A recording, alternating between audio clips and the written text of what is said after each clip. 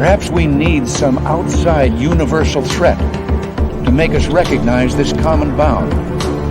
I occasionally think how quickly our differences worldwide would vanish if we were facing an alien threat from outside this world.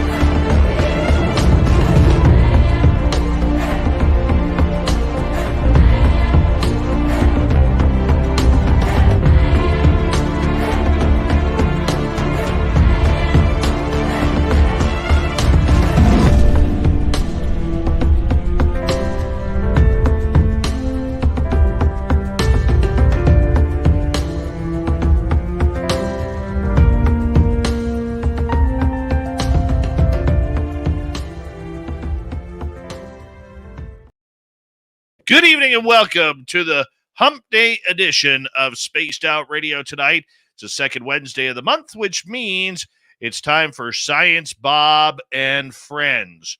Yeah, Science Bob is in the background. We're going to be joined in a little bit with Dr. Simeon Hine as well, and we're in for a great show. We got all of you here as well, including SJ in the gold medal position, Laura Lobbs with a silver, Tim Mothman and his goatee with a bronze medal tonight.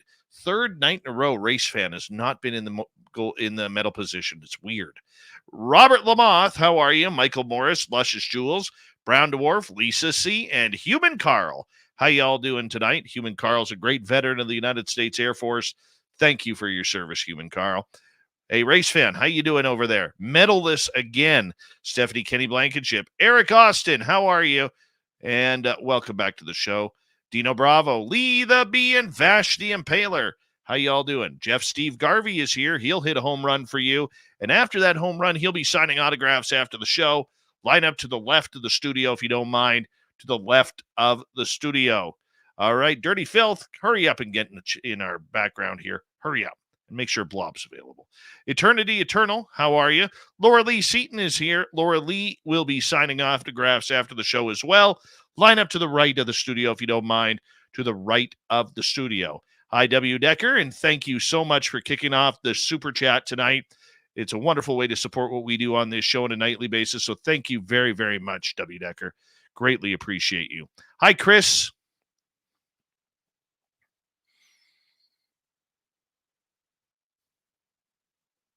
Teen, how are you? Good to see you. Cosmic Joe, Mama Catherine. Mwah! I love you, my dear. Less than a month, dear. Less than a month. We're going to see each other. Cannot wait. Got a big hug for you. Number 76 in your program, starting at left wing from Stockholm, Sweden, Lars Jansson. Wild Berry, how are you? Good to see you. As Simeon's in the room now, waiting for us. You heard the beep. Flat Six, how are you? Oh, there's Dirty Filth as well. All coming in now. Flat Six, how are you? And who else is next? Jenny White Bear. We love you, Jenny. Hope you're having a great night. Here we go with our roll call continuing on. Doug Shelby is here. The Doug Shelby has arrived, which means we can officially start this show. Okay, continuing on. We have Super Crazy. How are you? And who's next? Marty Burback. Gizmo. How you guys doing? _ Maddie, what's happening, my man? Little Cam over on Twitch. Good to see you. He's benching 450 tonight. 450 and a rep of 5 times. And Paramarv, thank you for joining us. Christine Lynn, Bullenium, my man. And who's next on our list? Jeremy Jones, how are you? Ozzy Ange, what's happening? Hi, Scanman, JSCO, John P. Adventures. Good to see you all.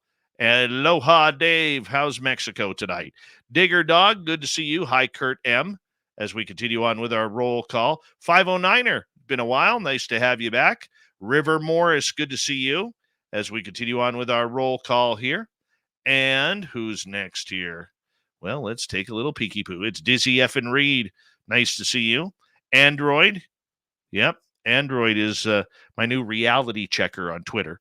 Yep. Mike Crow, welcome to SOR chat. As we continue on with our roll call, Phil the Stalker. Good to see you. Hi, Maureen Green. and Rayfin. Nice to see you. Hold on. Hello and welcome to the radio and podcast side of Spaced Out Radio tonight. My name is Dave Scott. We have a great show with Science Bob and friends. Our special guest, Dr. Simeon Hein. We're going to be getting into some serious remote viewing chat tonight and ball lightning as we continue on with our roll call. There's Bill WD-40 lubing us up for tonight's show because you always want to go into a show nice and smooth. Albuquerque on Twitch. He's pressing with his legs tonight. 550. 12 times, 550. All right, continuing on. Thomas Rock, how you doing? Plant watering citizen, good to see you. Don't use too much water because you don't want to drown them. Vanessa Gold, how are you? Derek Cook, how's the race team? La la bright, la la la la bright. All right, continuing on. Operation Shutdown. And Lala, thank you so much for that awesome super chat. Very much appreciate the love. And for the rest of you, get those horns up. Let's rock.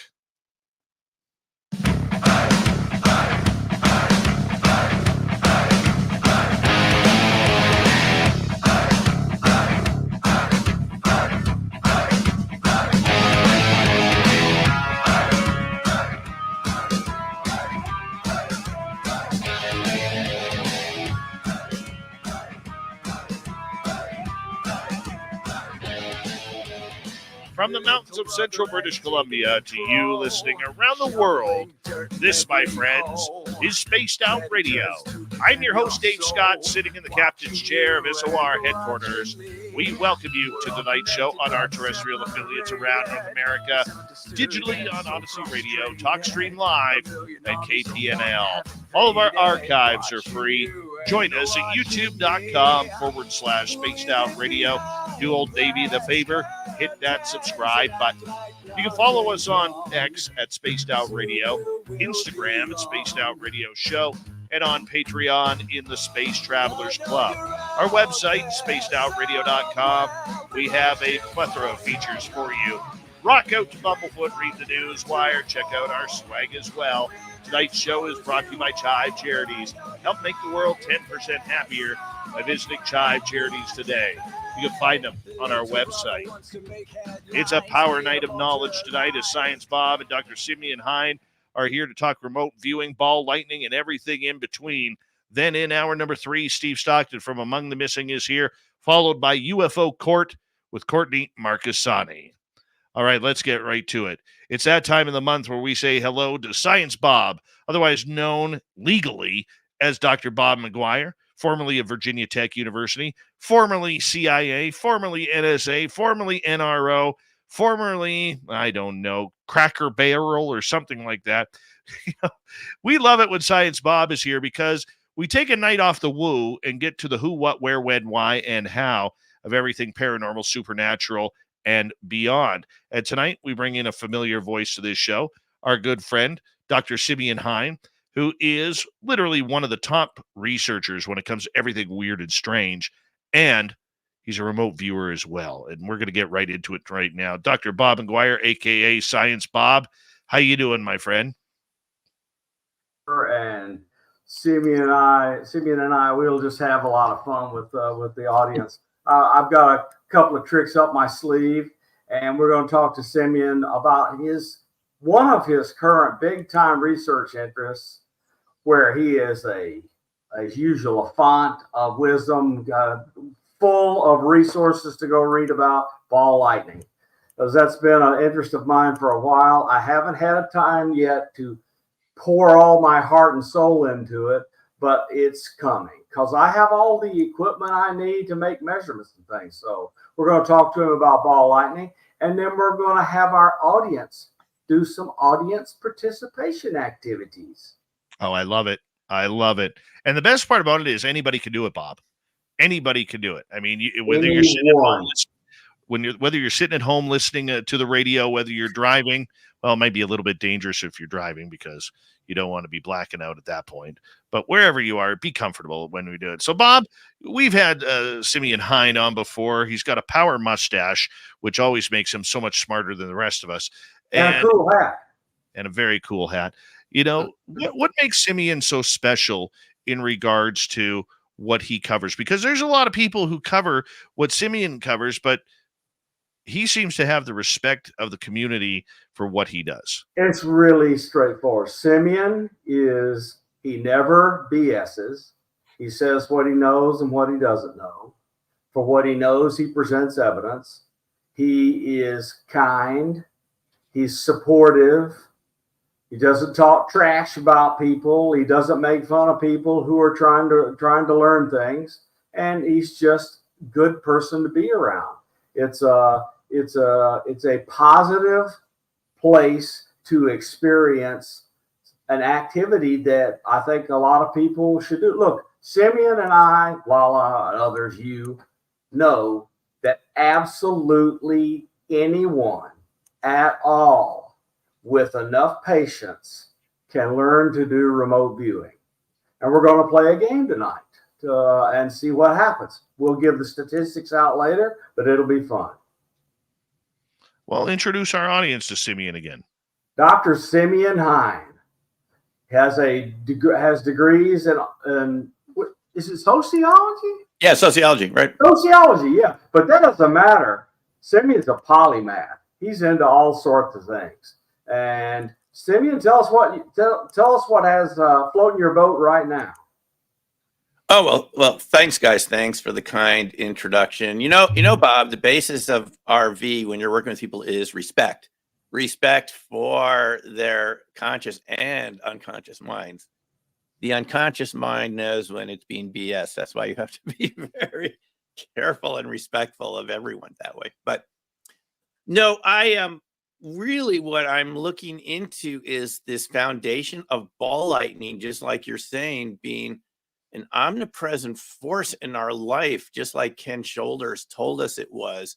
Yes. It's often in the background. We just see it sometimes as little static discharges when we're pulling up the sheets at night or we touch our dog or something. That is sort of the beginning of it. It's not self-sustaining at that point, but this is something that's sort of in the background that kind of makes up the matrix of our physical reality. We don't see it often, but it's there, and it's often there in a micro form.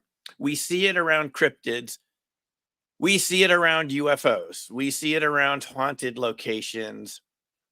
And we see it around crop circles and even occasional remote viewing sessions. So that's good enough for me to believe there is something very important about ball lightning orbs and the micro ball lightning effect, which a lot of cold fusion Leonard researchers think that's literally what cold fusion Leonard is micro ball lightning, working in these little cracks and fissures in the palladium material or whatever material you're working with.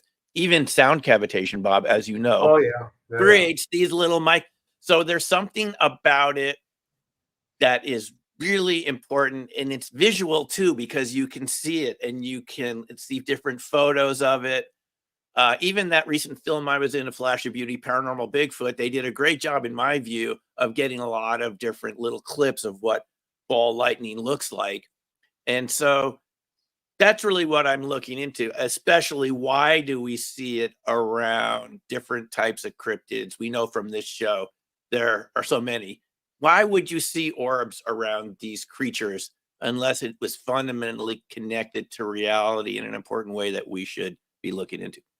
I think the thing that's got me early on, when the first time I saw evidence of ball lightning, is I was already into science. I was an amateur radio operator. So electricity was like a daily occurrence in my life. I respected it. I had equipment hit and destroyed by lightning. And so lightning and dealing with lightning has been around with me constantly. I had $10,000 worth of gear destroyed by it as few as 10 years ago in Virginia. So, I mean, it just happens. Okay, so the thing that gets me about ball lightning is everything that I can think about Coulombic forces is when you get all that charge in a ball, it feels like it wants to, in my head, it wants to repel and break apart and spray apart. So there's something about these exotic objects, whether they're exotic vacuum objects or whatever, that's holding them together. And that is really a thing that I'd like to understand qualitatively and then quantify. No, that is an excellent question, Bob, because that is what we're taught, isn't it? Over and over again. Like forces repel, they repel each other. And the closer they are, the Coulombic forces really push them apart, right?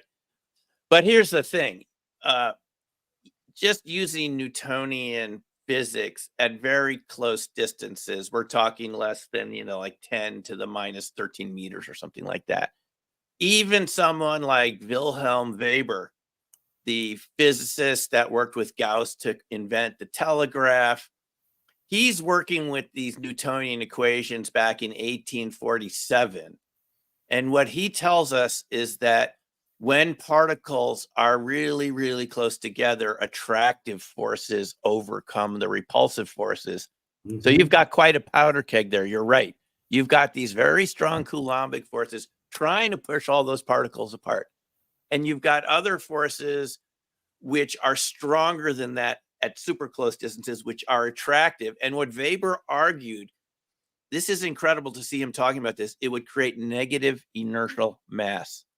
Back in 1847, which now we relate to space-time metric. So then that would say why ball lightning can float. Exactly. Because we've only been taught about the repulsive forces. There is an attractive force, and Takeaki Matsumoto, the Japanese researcher, realized this in the late 80s and led him to conclude that what we called cold fusion at the time, maybe not the best name for it, but what it was called cold fusion was actually micro ball lightning.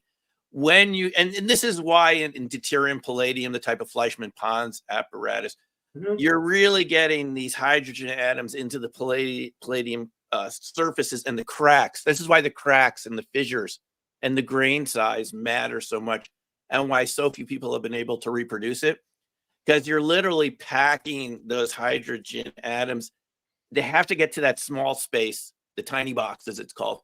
When the attractive forces take over, you move in the direction of coherent matter. And this is how you get that transition from plasmas, which, we see as fluorescent light bulbs or aurora borealis, right? Lightning is a type of plasma. This is the next stage. This is like self-organized plasmas, what the hot fusion people have wanted to create, but so far it's eluded them, at least for several decades, with their huge fusion machines with those magnetic confinement fields. Yeah. Once you get that natural super attraction, you're moving in the direction of superconductivity, negative inertial mass. I mean, these other exotic quantum effects take over. And I think that's what makes it so interesting and a little bit hard for us to relate to, since we live in this world mostly of repulsive forces that keeps things apart. Well, I mean, so I think most people, including, people who've had high school physics and chemistry, know that the center of mass of an atom is inside the nucleus. And the nucleus has positive charged particles in it jammed right up next to each other, along with some other things that help them fit together properly into a geometric pattern called neutrons. They're neutral. But the thing that holds that together is the strong force. Right. That's mediated by gluons. So these protons, which they're now pushing tremendous electromagnetic force on each other, are overwhelmed by the strong force. So ball lightning is not strong force. So do we need to rewrite the laws of electromagnetics in some way? Well, what Ken Shoulders and others argue, Ken was a colleague of Hal Puthoff. He worked at NSA, I think, in microelectronic masking techniques way back in the. He created the technology that allows us to have cell phones and things like that. Yeah, was Ken Shoulders' work originally for the government, and he branched off into ball lightning, charge clusters, exotic vacuum objects when he was asked to look at the work of John Hutchinson in Canada, who had those fractured metal samples at room temperature. When, you've seen pictures of it. Coins are getting embedded. I've seen video of it. You've seen video, and that's done at room temperature. That's not melting metal at high temperature. This is all room temperature. So what Ken argued and others who've argued this, Kuropoulos, others, you read their articles and they say, look, we know about the Coulombic repulsive force, but there's an attractive force. Ken made the same argument. Shoulders says the same thing, that the electromagnetic forces at those tiny, tiny scales, and Shoulders would know about that working in microelectronics, they surpass the strong nuclear force and they create destruction of baryons. They literally shred atomic material, which is why you get these nucleonic transmutation effects. Alchemy, it turns out, is real in those experiments and those systems. The electromagnetic force seems to have vastly more power to it than even the strong nuclear force, which is why the atoms come apart in those systems and they form up into these coherent masses where they're monochromatic. They're same frequency, same temperature, and you get this glowing, ionizing ball of coherent quantum matter. It's in a different realm, Bob. It's because we're used to dealing with quantum objects over here, but they have this kind of solidity to them, right? And when you're dealing with it in electronics, as a kid, I would build electronics kits too. I loved Radio Shack and He's Get On. I'd always assemble these kits and stuff. You sort of see it, but you can't really see the charge unless it's in a gap or something. Normally it's in the wire. You don't see anything. So I think that's part of the reason why it's a little hard to relate to ball lightning. It just seems to come out of nowhere. Yeah, a lot of the time people see it around thunderstorms and it kind of comes walking down the trail or something towards you after a lightning strike. But from what I read, at least 30% of it happens under clear skies, just in your home or something, for other reasons. And it's very strange. We have to put this right on the table up front. Ball lightning is weird. Yeah, It was actually, it's very strange. It was so strange. I think for a while it was banned in the Soviet Union from studying ball lightning because they couldn't make heads or tails of it. There's so many, Bob, there are so many different types of ball lightning. And you know that some of them are hot, some of them are cold. They can come right next to you and it cools the room down. The room gets cold, just like it does in like a haunted room or something like this. Sometimes they pass right through a window or a wall and nothing happens, right? Other times they take out a chunk of the glass in a perfect sphere, and sometimes they kill people. When it starts to come apart, the Coulombic forces take over versus the attractive forces. And there's what's called this explosive unpacking of electrons. And it goes back to being normal materials again. And now they're far too close together to be normal materials. So they explode. And you read cases of people being injured by these ball lightning. In some cases, I'm not trying to scare people, but they get diseases years later from having been exposed to ball. I think James Lukatsky talked about that in Skinwalkers at the Pentagon, right? In some of their research. Yep. With Bob Bigelow, there were people that had them come, like they're driving, it comes right through the window of the car and they get cancers along the places that the ball lightning went through. So this is something to take seriously. But they call them blue orbs. They call them blue orbs. Now, those of us who study this the way I do, I mean, I'm going to take an Einsteinian position on this and say, I think these are all the same phenomena, part of the same family of phenomena, from ball lightning to orbs and so forth. And people are welcome to disagree with me, but I think until we can show that they're different, we have to assume because they behave in similar ways that there's a similar. So this is something to take seriously, but don't be excessively afraid of it. I mean, I've talked to people who've had them blow up around them and they just would push backwards. But there are occasional injuries or deaths. And there are other weird effects too. Just one thing is metal evaporates around ball lightning. There are cases of people's necklaces disappearing, other objects just vanishing in front of your eyes. And everything else is there, but the metal's gone, which shows that it's interacting at some sort of really nucleonic level. That's pretty amazing. Yeah, so it's something that's akin to teleportation occurs. So this is the thing. If you read books like this, and I just happen to have this around, Bichkov is a Russian researcher who's done a lot of work in ball lightning, and you read his works. I I was lucky to get a copy of this before it got, I think it was the last inexpensive copy online that I found. Some of these can be far too expensive, but what he talks about is all the previous studies of ball lightning going back 200 years. So Bob, reading through this, I couldn't believe what I was seeing. He talked about it transporting animals and people. Yeah, well, I mean, so what? So was Tesla. Tesla was talking about it. Right. Transporting animals and people, levitating objects. There's a case in Russia of one of these ball lightnings pulling a locomotive and all of the cars behind it for an hour in one direction. It attached itself to the front of the locomotive and pulled the whole thing along. This might be one of the reasons, Bob, that the Air Force studies of ball lightning done by none other than Eric Davis, 2003, there's one from 95. You know, those are heavily redacted. About half of it is whited out. Stanton Friedman used to make fun of whiting things. It's quite clear if you apply a control mechanism, you've got a weapon. Yeah, there you go. And maybe there are weapons built around this. It's something that nature has. It's a strange object, but if you can get it under control, it has been produced in the lab.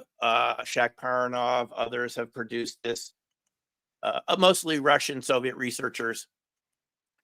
You can produce it in the lab. Now, here's one of the cool things they found in lab-produced ball lightning. It has a black form, what's called black ball lightning. And it looks like a reverse image on the film.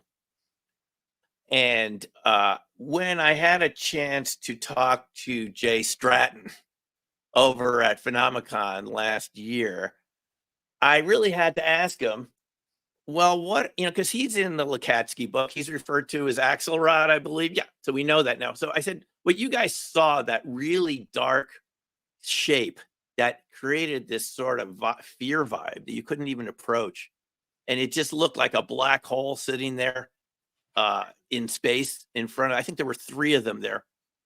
I said, is that this sort of stealth ball lightning, black ball lightning that doesn't emit light? It's created a little differently, actually absorbs light.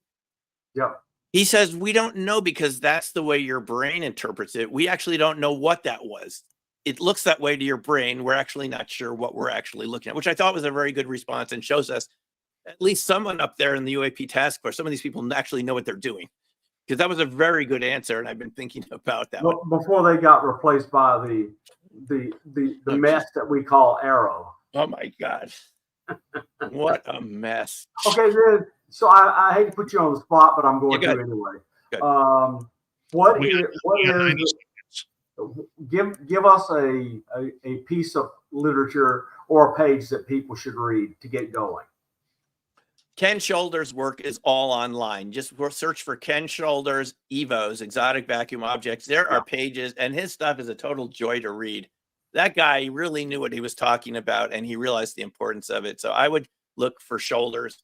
And there's a book by Takeaki Matsumoto, also about ball lightning and lantern cold fusion. Yeah, that sounds great. You ready, Dave? Yes, this is the other one. You should check this one out, too. What's that one there in your hand? Step to the Discovery of Electronuclear Collapse. Takeaki Matsumoto, translated by Martin Fleischmann Memorial Project. Excellent introduction to the whole subject of microball lightning and cold fusion lantern and transmutation. This is carbon films coming out of lead right there. So.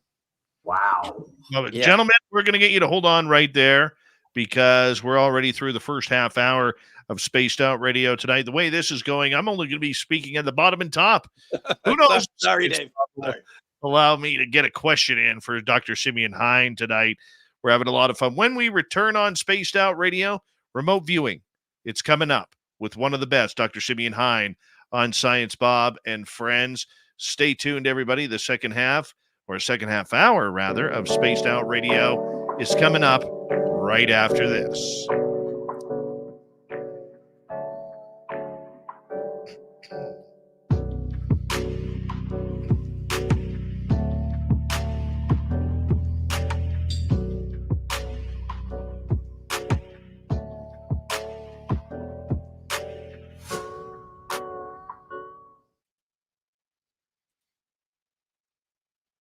All right, we're clear.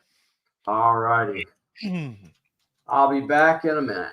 I always keep Shoulders papers on my desk just in case I need to read about electron attractive forces. Bob, hello. I've got a stack of stuff in Google Drive in the Ken Shoulders folder. If I had pieces of paper for all the stuff I have, I wouldn't be able to move into the house. I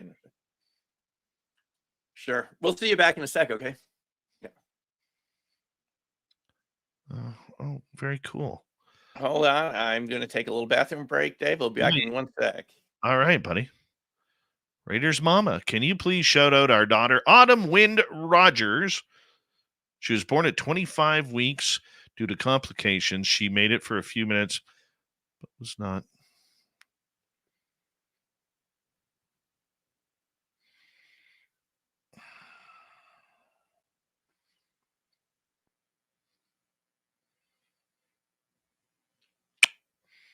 Wow. God bless you, Autumn Wind. Let's send everybody some love. Everybody send Autumn Wind Rogers some love.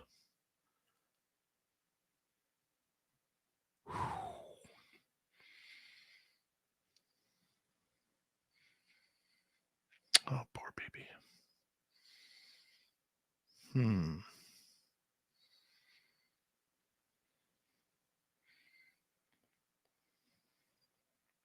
That sucks. I am so sorry. God bless your baby.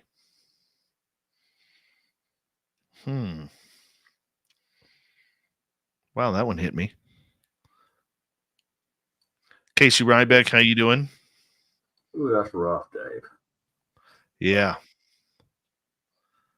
Whew. That one hit me. Holy cow.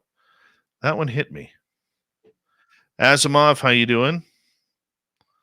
Marie Palmer, thanks for joining us.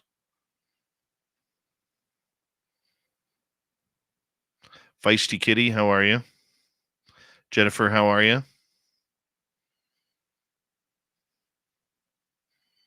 And just so you all can get your fix, there she is, everybody. It's Science Blob right there. There's the blob. You can get your Science Blob t-shirts, pillows, posters at spacedoutradio.com. Oh, look at that. Even giving a yawn. I need to find my pictures of her twin. Hi, CS. How are you?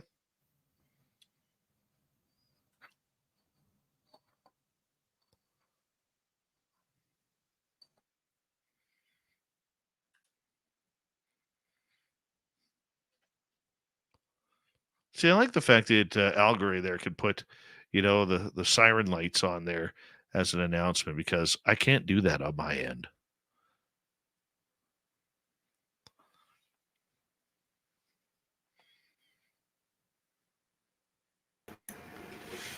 We're going to have to go for a quick snack run here, Dave. But it's Science Blob time. Yeah, she wants snacks, I can tell. She's going to bed soon. Oh, gentle Blob. She's always gentle with the mice. It's the other cats that are cruel with them. I see. We love our Science Blob around here. Phineas on X, how you doing, man? Phineas, don't worry about the flags. You can still get the stuff. I don't know why that pops up like that, but it does. But you can still get it if you go on the Canadian side. Matt Geek, how are you? All right. There we go. No more blob sightings, so we'll get rid of that. Spin Beings, Elsa Dillon, how are you? Scott Blight.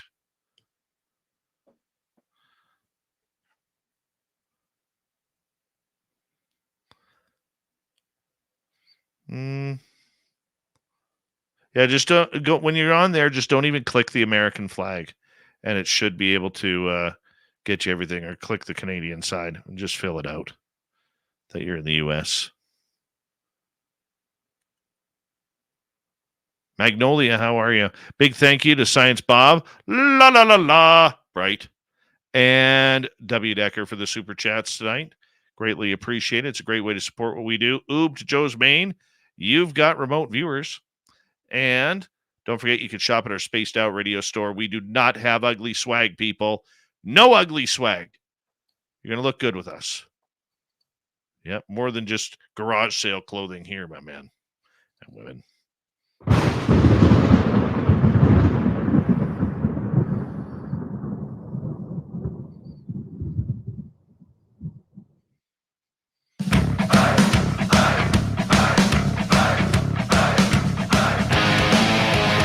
Second half hour of Spaced Out Radio is now underway. Good to have you with us. My name is Dave Scott. Very much appreciate earning your listening ears wherever you are on this beautiful planet we call Earth. Remember, everyone, if you want to listen to our archives, we always have them free for you. You can get them on any major podcast network or go to youtube.com/Spaced Out Radio. The only thing I ask for in return is hit that subscribe button. Our website, spacedoutradio.com. We have a plethora of features for you. Rock out to Bumblefoot, read the news wire, check out our swag as well. Follow us on X at Spaced Out Radio, Instagram at Spaced Out Radio Show, and on Patreon in the Space Travelers Club. Here we go with Science Bob and friends, Dr. Bob McGwier, and our special guest tonight, Dr. Simeon Hine.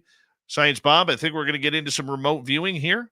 We are, but before we go there, do you have any question you would like to ask Simeon? Oh, you're giving me an opportunity. Well, you whined last a half hour, so. True. Simeon, I actually did want to ask you in regards to the ball lightning thing. A lot of people claim that when they are in a Sasquatch area, a paranormal area, or a UFO area, that they claim to see orbs, white orbs, going around the trees and everything. And I've seen them myself in my 2 Sasquatch areas that I have.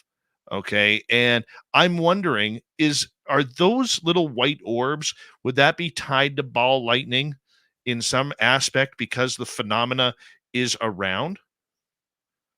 Right. That's an excellent question, Dave. I am so glad you asked that. This is sort of what keeps me up at night. And here's what I think is going on. As Ken Shoulders told us, orbs, ball lightning live in a lower permittivity environment. As Bob knows, we've got permittivity and permeability as one, two. Mostly they're treated as constants in vacuum. And they determine the speed of light. It's actually on that board behind me, the formula speed of light, 1 over square root of permeability times permittivity. Any case, as you create these ball lightnings, this coherent matter, you move towards lower permittivity, which is associated with superconductivity and less easier electrical flow and so forth. And it allows ball lightning to do what it does. The opposite of this would be things that insulate, like wood and rubber and plastics and glass and things like that. So why do we get these orbs around cryptids and so forth? In my mind, there's only one answer. Both of them like to be in a lower permittivity environment, and they sort of bounce off of each other.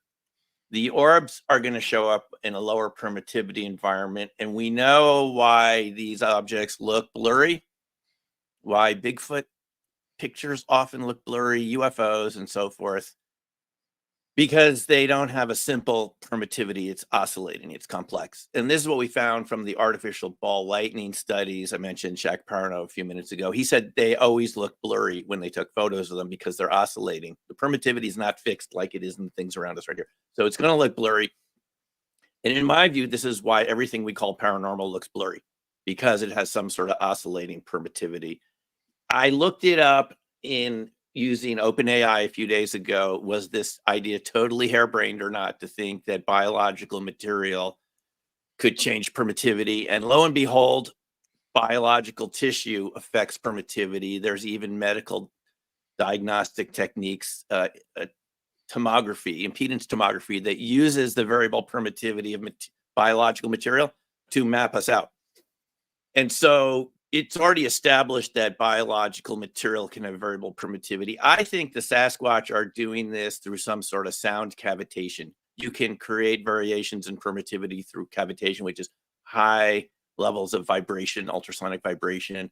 I think there's something about the cryptids and Sasquatch in particular that are able to use sound, perhaps in ways that we don't see, in a directed fashion, kind of like coherent sound. I would say it's an analog of a laser or a maser, is something with sound that is directional and coherent and organized in a way to create a variation in their permittivity, and ball lightning orbs like that environment. So in Simeon's mind, orbs, ball lightnings, cryptids like a lower permittivity environment, which is why they tend to cluster together. Even that poster behind me, you can see the Paranormal Bigfoot movie has orbs in it. Flash of Beauty, Paranormal Bigfoot. Isn't it a really perplexing thing, Dave? You think of Sasquatch, these people used to think of it as a giant ape or some relic primate, North American ape, and yet people report balls of light around them. And then we find out people have other experiences around these cryptids that don't fit the idea of an ordinary mammal, including, time loss and seeing them do things which almost seem physically impossible. One of these things I always was fascinated by is around some of these dogman sightings. People say it doesn't move in linear motion. It's like a cartoon, like here, then here, then here. And you hear this around Sasquatch. Well, in my mind, these are all related, and I'm open to being proven wrong or something, but these are all related to some sort of biological space-time metric engineering. We've heard about this from Hal Puthoff in terms of the UFO crash materials, how they think they may work, right, Bob? That this is some sort of space-time metric. Is it possible that some of these cryptids know how to do this biologically to create changes in their environment, and these orbs are in this, they like that oscillating permittivity? That's my explanation for it, Dave. And guess what Sarfati says happens when you do the space-time metric engineering that he proposes. You're reducing the permittivity, so 1 over the square root of it times the permeability raises the speed of light. Right. It creates a variable speed of light. Exactly. Yes.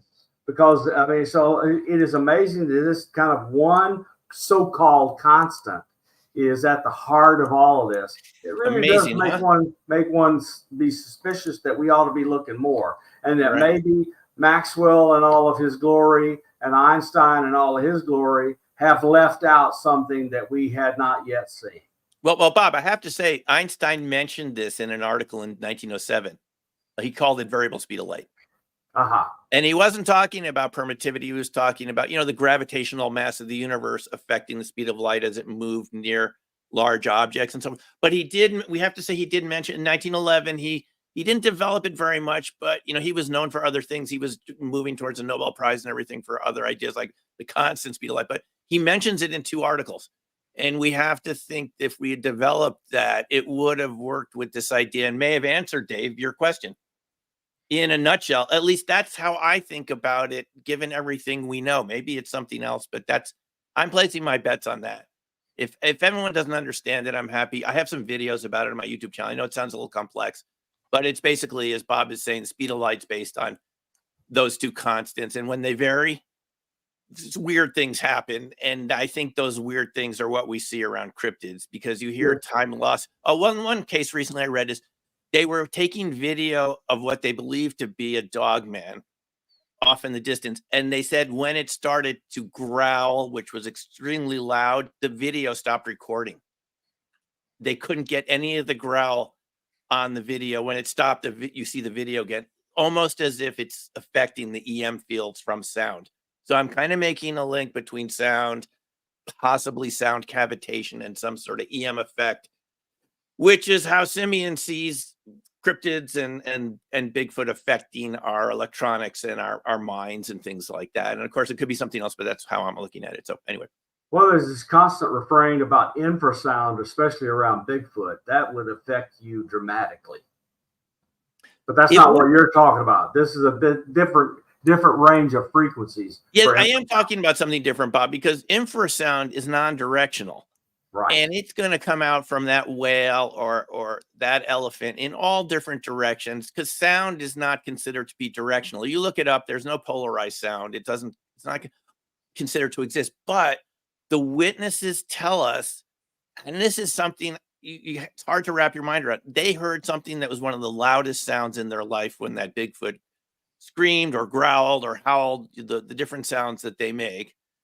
He said it was louder than a freight train, and they go to someone 100 feet away in the same campground, and they said, we didn't hear anything.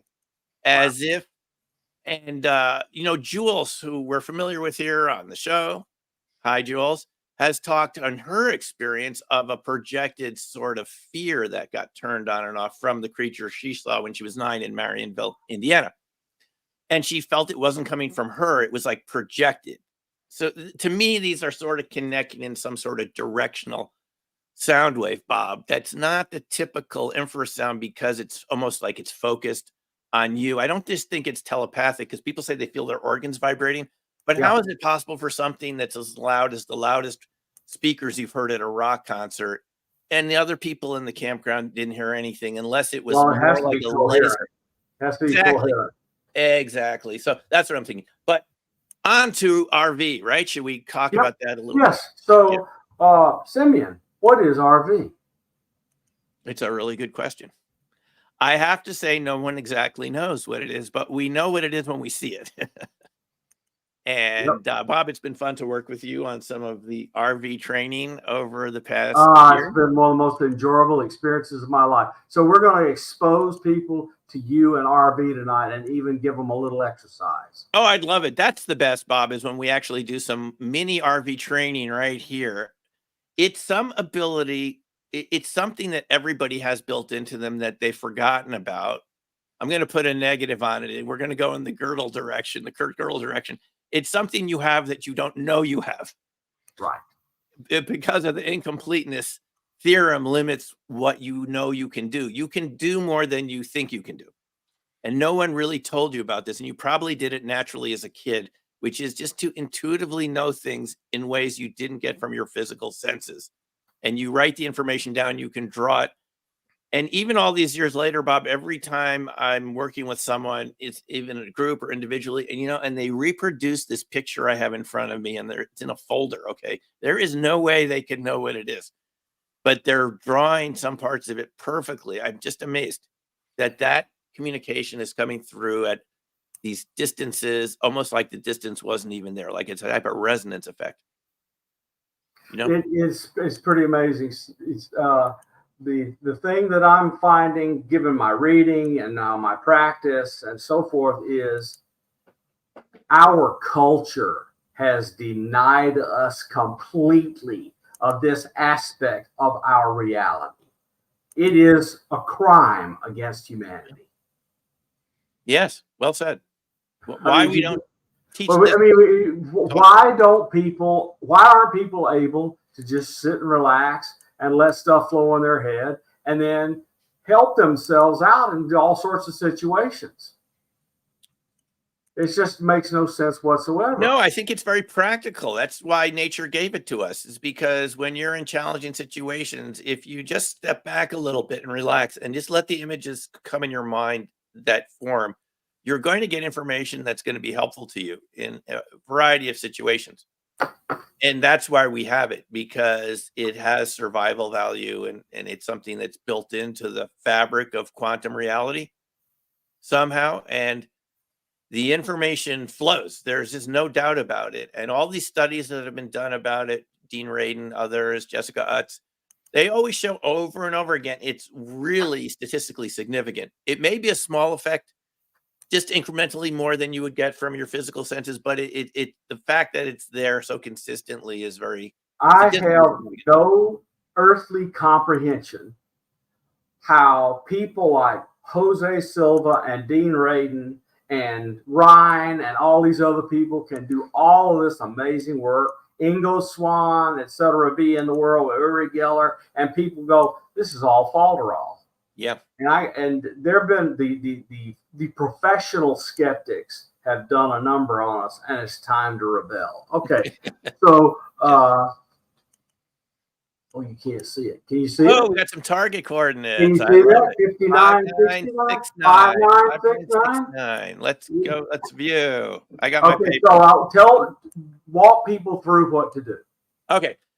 Thanks, Bob. So, what we're going to do here is what I call the UniView system, because it's a simplified version of CRV, which is something that Bob and Layla have learned and others who've taken my classes. But there is a simple system you can learn in like 5 minutes. And this is what it is.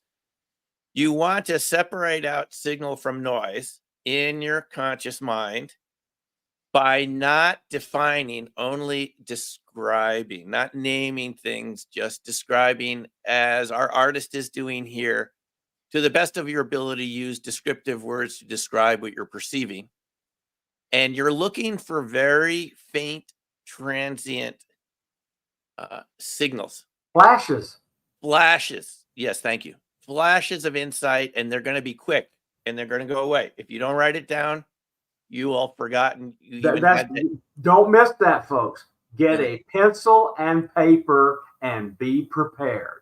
Be prepared. And the only rule here, Bob, is you have to write down everything that comes across your awareness while the session is going.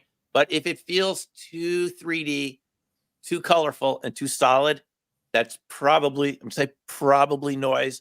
Goes off to the right side of the page. Let it go. The signals, again, tend to be flash, intuitive, transient, and weak. But they're more accurate than the stronger signals. And that's the fun paradox of RV. It's those very weak signals in your perception, wherever you get them, whether it's visual or auditory. During the session, you write down the descriptions.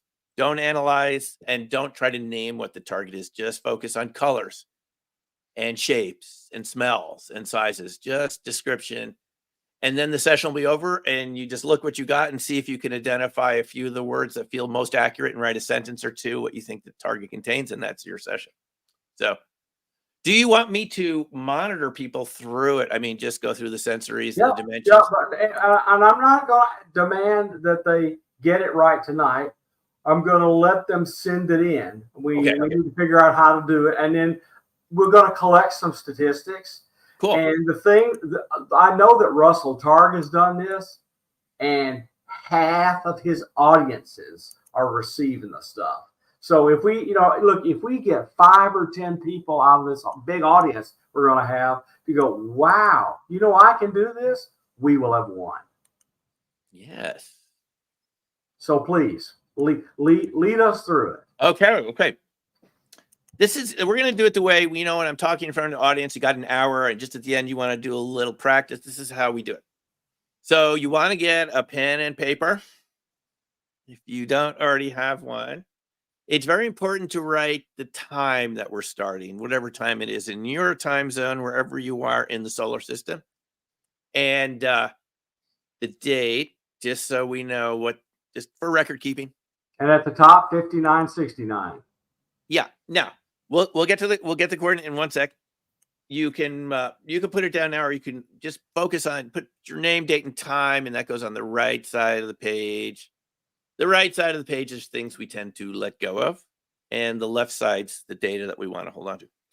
So when you have the name, date, and time, you want to do a little mini cool down. Take a few breaths. Let the cares of the day evaporate. Can I interject here for just a moment? I want to help people, because I found a thing that really helps. I mean, it really does. I read Jose. I'm sorry. Go ahead, Dave. We got about 5 minutes to go here before we have to go to break. Okay, so this will be quick. Let's go ahead and do it. This will be quick.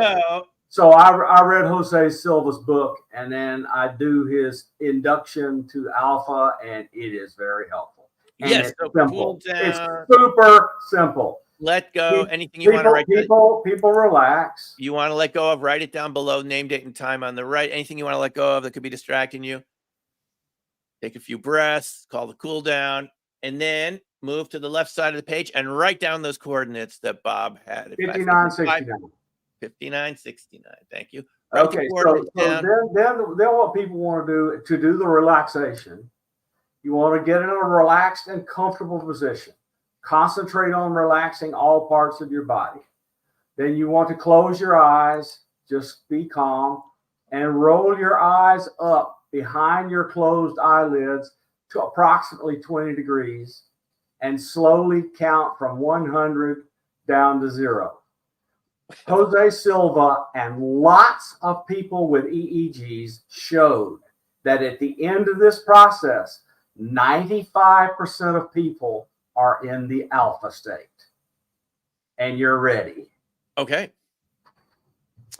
Please So- continue. Do we have any more time, Dave, or should we break? Yeah, we got a few minutes, right? Well, we got 4 minutes. Let's go Okay, ahead. great. So All right, good. 59, 69, then let your hand move, what we call the ideogram, a little squiggle. Just let your hand move off of the numbers and then pick it off the page. It's just a squiggle that describes the feeling of the target, and touch that line.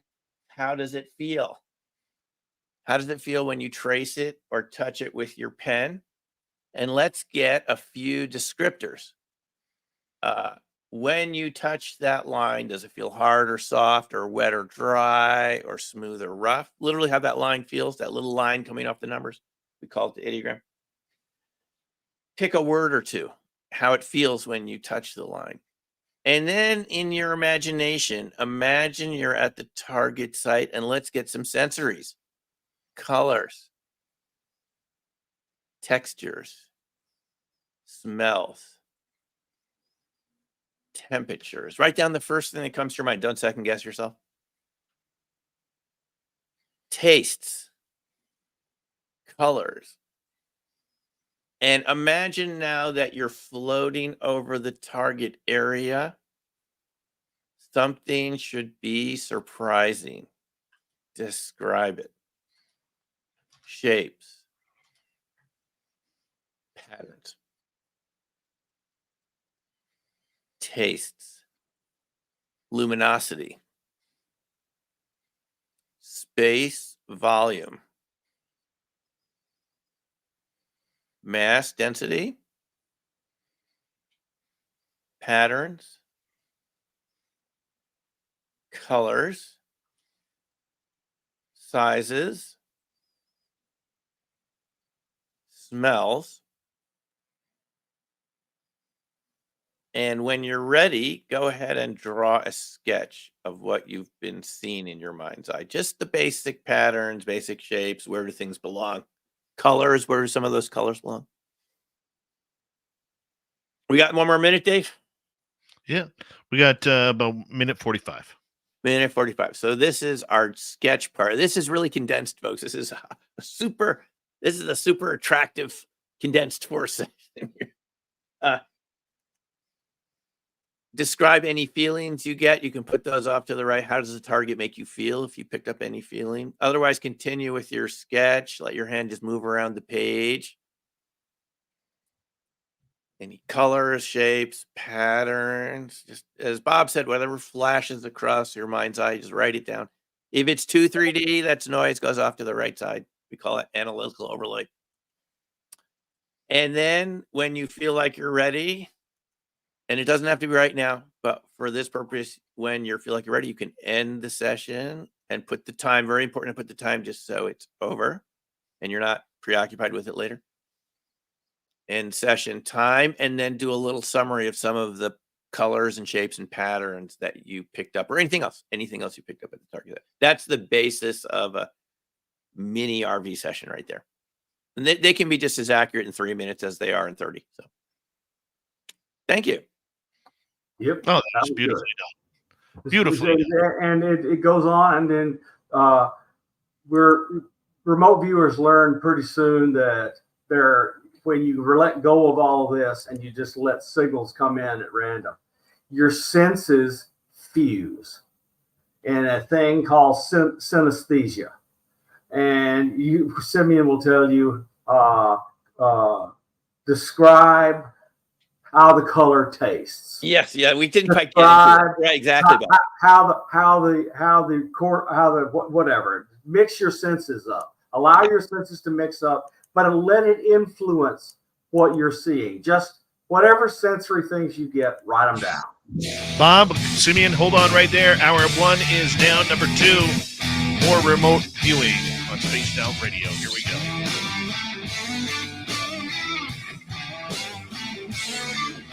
This is Spaced Out Radio with host Dave Scott.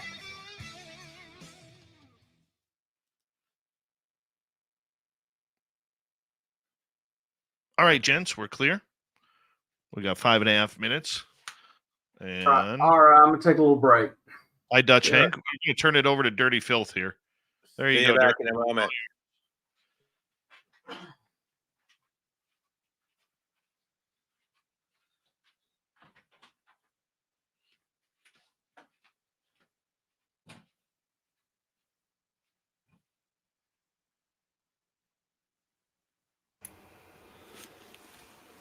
Don't worry, I got it under control, everybody. How about a viewing of the blob? How about there's the blob. Look at that blob. Oh, blob.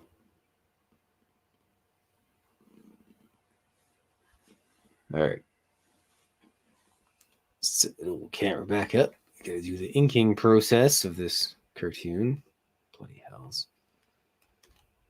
You know, I blame the cats for the mangledness of this. There we go. All right. Now we're back. So how about all those nerds talking tonight? Holy. But you know what the cool thing is? It's basically 3 bald domes versus Dave's dome of fancy hair. So it's 3 baldies basically. Well, I think Science Bob's got a little hair and Simon's got some hair, but I'm definitely bald. But still, 3 versus 1. And Dave's always talking about hair and stuff. So here's one for your records, Dave. Anyways.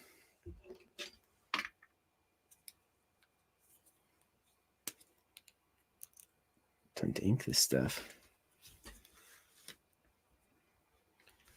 Oh, yeah, crap. I forgot everybody's still. Yeah. Well, yes, Deb, it is a very low on the eastern horizon. Okay, Digger Dog, have a good night. I think the comments might be like 4 hours late for me because I didn't actually click on the little button there that goes down.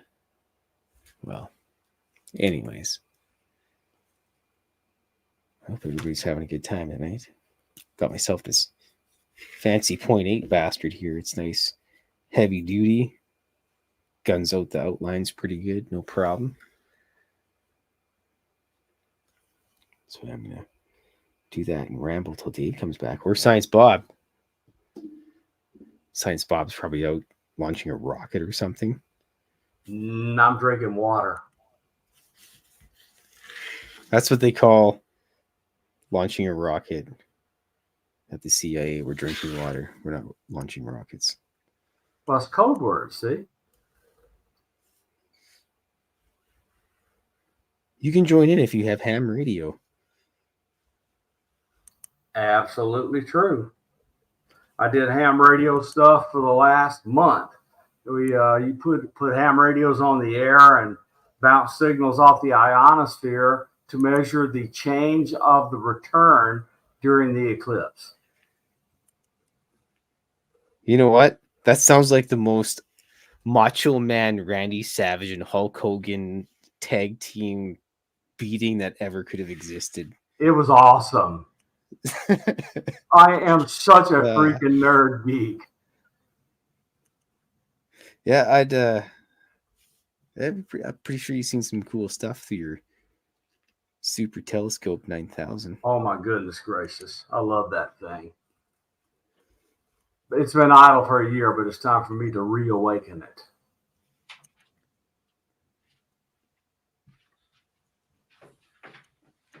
Science Bob, did you hear my latest thing that I'm doing right now?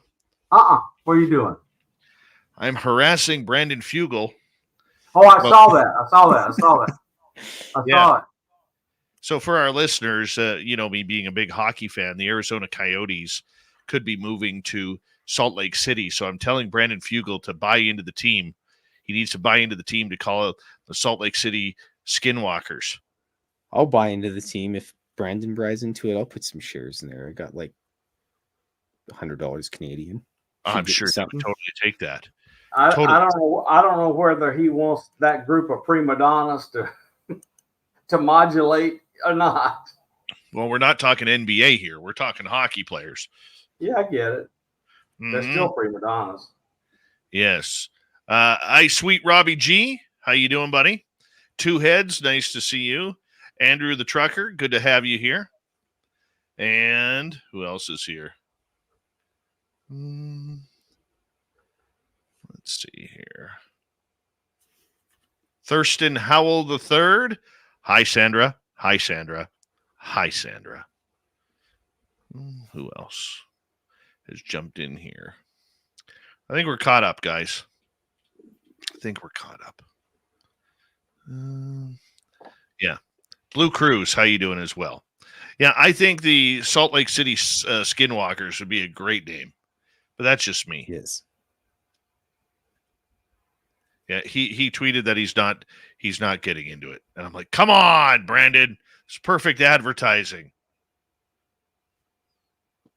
So everybody start tweeting Brandon Fugel that he needs to buy into the NHL. Science Bob, Lala Bright, W. Decker, thank you so much for the awesome super chats tonight. It's a wonderful way to support what we do on this show on a nightly basis. Dirty Filth, thank you for the awesome cartoonage as usual. And don't forget, you can shop at our Spaced Out Radio store. We do not have ugly swag, people. Here we go.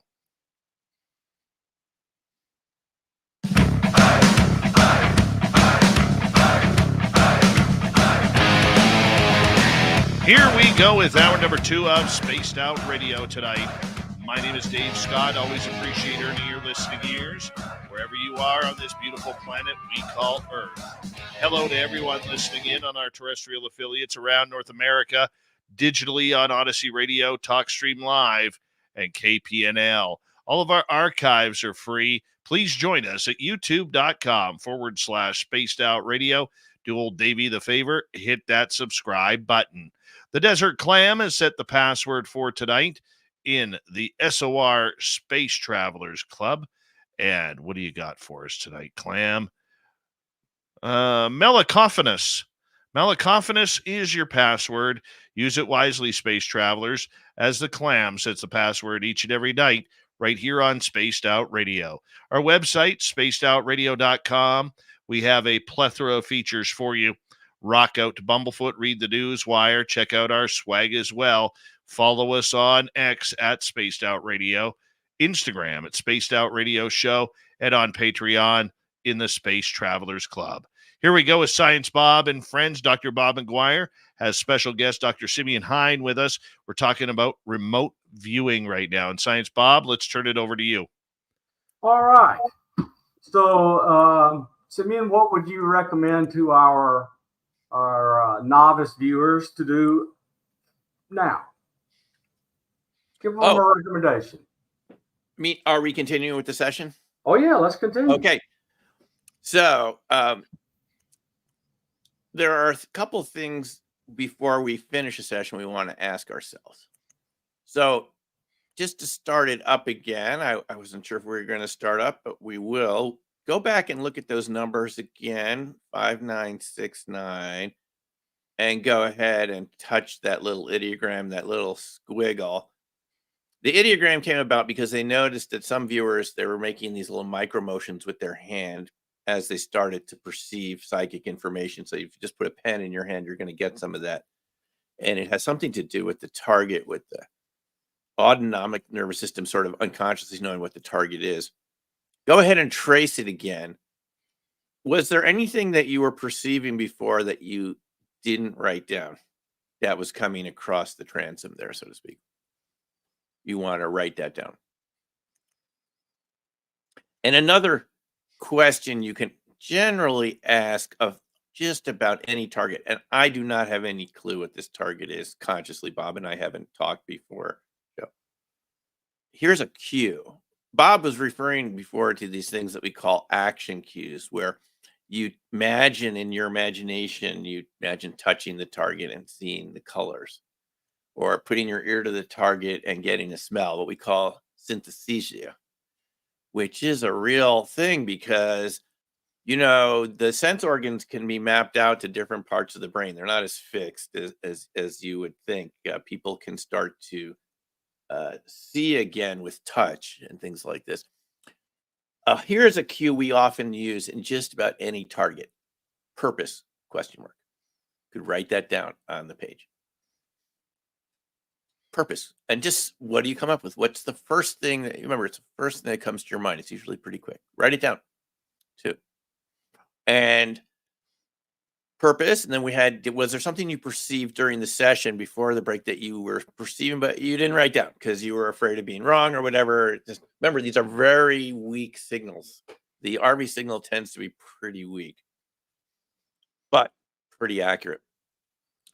Now what you could do is look over your session and you want to write a sentence or two based on a couple of the words that you wrote down. And believe me, quick sessions like this can be accurate. We had a guy, Greg Kalajic, who was a ultra athlete, marathon triathlete from Canada, who did this for 13 years with something called ARV, just predicting markets a week ahead of time. And he had a 65% hit rate, up to 70%, over 5,800 sessions or something like this. Really significant. And he just did, guys, he did little mini sessions like this, little sketches, a couple of words, just to identify up or down target. We can talk about that another time, but it doesn't have to be long to be accurate. But look over what you wrote and write a sentence or two. What does the target contain? Not naming it or defining it. What does it contain in terms of colors, shapes, sizes, patterns, contrast, smells? So you could write out the target contains and a couple of words. How did it make you feel? Target made me feel. That's something, you know. Other impressions were, any other impressions? Now remember, you don't consciously know what this target is, so don't worry about being wrong, because your mind's going to come up with things and your conscious mind's going to say, oh, come on, how could it be that? But just trust the process. So the target contains made me feel so-and-so, other impressions were. And then we had that final cue, purpose. And just see what you got. Write a few things down. So Bob, are we sending these in to you or Yeah, I'm going to give my email address. Excellent. Okay. So Bob did not tell me about this ahead of time, but I love I'm spraying it on you. You sprung me. I love little impromptu viewings like this, because sometimes you get really great results and it works so well because no one even knew it was coming, right? Exactly. That, and people don't put pressure on themselves. Yeah. They don't have any buildup of tension. Just let it go and hang out. And nobody cares if it's right or wrrong. No, no one cares. Participate. It's all just a learning experience every time. So. Yes, exactly. And over time, if you continue to do this, probably with someone else, so that it's easier to do, maybe even go to a class like Simeon's, you will get better. So, and just let me give you my personal experience. When I first went into Simeon's class, I was really good. And then I got worse because I let my head get in the way. And it got a little frustrating. And then I went and learned some the meditation techniques, like Jose Silva's mind control meditation, and it just wiped the problems away. It's been pretty amazing. So another thing I found out, there are a lot of people that talk about Monroe Institute, their sound training and so forth and so on. So I have that stuff, and I wear a mask when I meditate. And the thing I noticed is when the hemisync was going, I would have these things I could see that changed colors, and I could smell them. The hemisync seemed to be inducing synesthesia, which I think is the most powerful tool in remote viewing, is you're using all of your mind, all in parallel processing kind of thing. And I think that's what hemisync is doing. What do you think? Yeah, no, the hemisync is interesting. I was just thinking about this the other day because, talking about sound and coherent sound, right? Yep. Hemisync is a type of coherent sound technique. At least it's a it's a program type of sound because you have these frequencies that create kind of a dissonance in your mind, and your brain has to sort of make up this third sort of sound of the two from the different ears, and it causes some sort of change in your awareness. I've gone through the CDs. I haven't been there. I know people have been there, but I just went through that first couple of levels that you can get in their CD collection. I forgot what that was called, but I did have some really strange Gateway. Yeah, there were some very interesting experiences that I was wondering what the dickens is going on. Seeing things, experiencing things. Somehow the brain, like you're just perceiving a different range of frequencies because the sound is, well, it's sort of modulating your physical brain in some way. So let me give you the evidence, the only evidence you need. The audio from Monroe is full stereo, and you're supposed to put it in on your ears, one on left, one on right, and you turn it on and it starts playing, and you have a frequency, two frequencies, and you can hear the beat note. So beat note happens when you have two frequencies that are close to each other. You hear a little warble. That's the difference of the two frequencies. You have frequency A and frequency B. You hear a warble of an amplitude of frequency B minus A. Okay, so it's really small compared to the other two tones. So the thing I noticed the first time I got in there is they only play one tone in one ear and one tone in the other ear, but you absolutely clearly hear the beat note.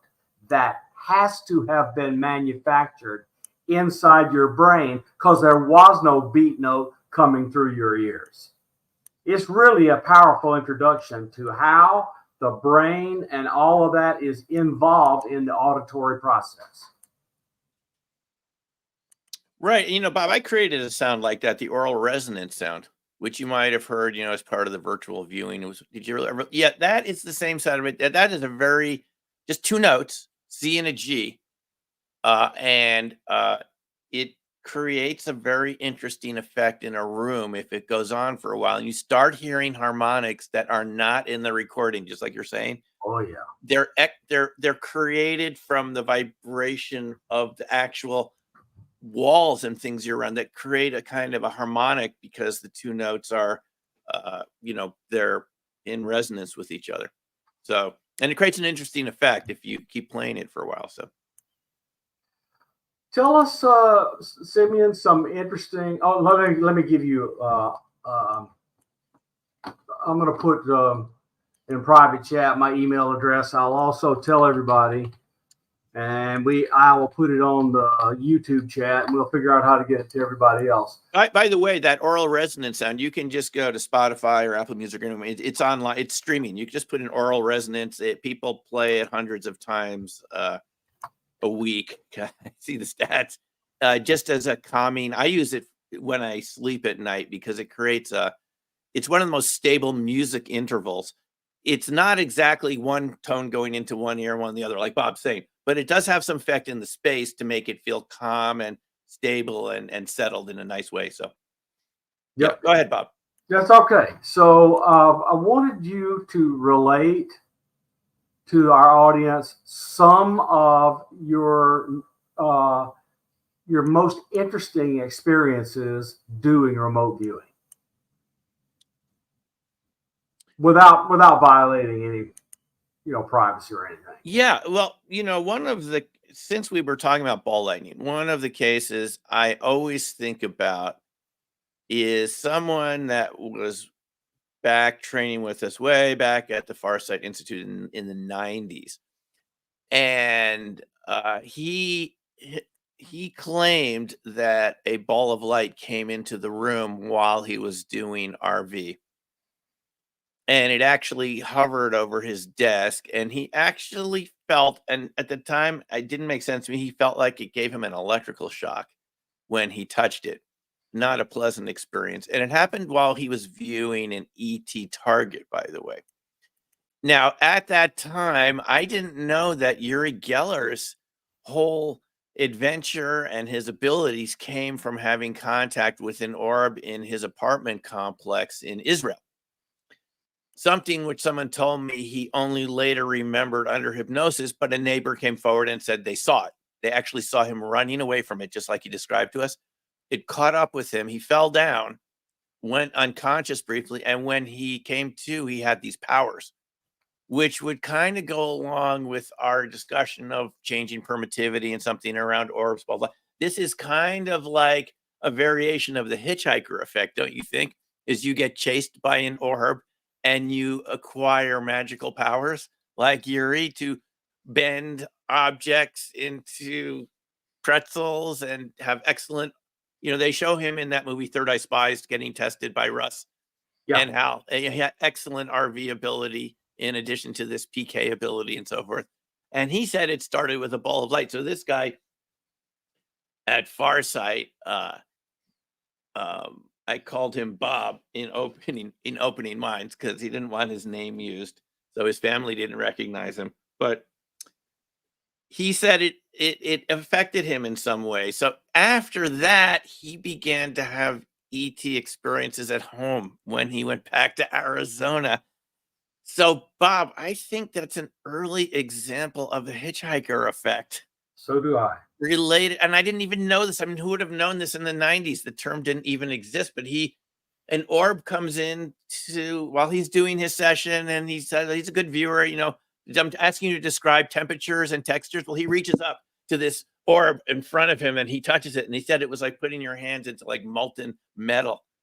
Lead, if I remember correctly, was not a pleasant experience, and it was shocking, and he was really upset after the session, but the session was extraordinarily accurate. And he goes home and he starts having experiences which I've written about, which were quite extraordinary. So I'm kind of wondering, since you asked about experiences, before I had experiences, this person had this experience during training. My experience started after I left Farsight. I felt like a blue orb came into the room. And I opened and closed my eyes a few times, but it really looked like it was up there in the upper corner of the ceiling of the room. I go back to sleep and I have this dream. The dream is to start an RV Institute in Boulder. And it's these 3 short beings telling me how to start an RV business in Boulder.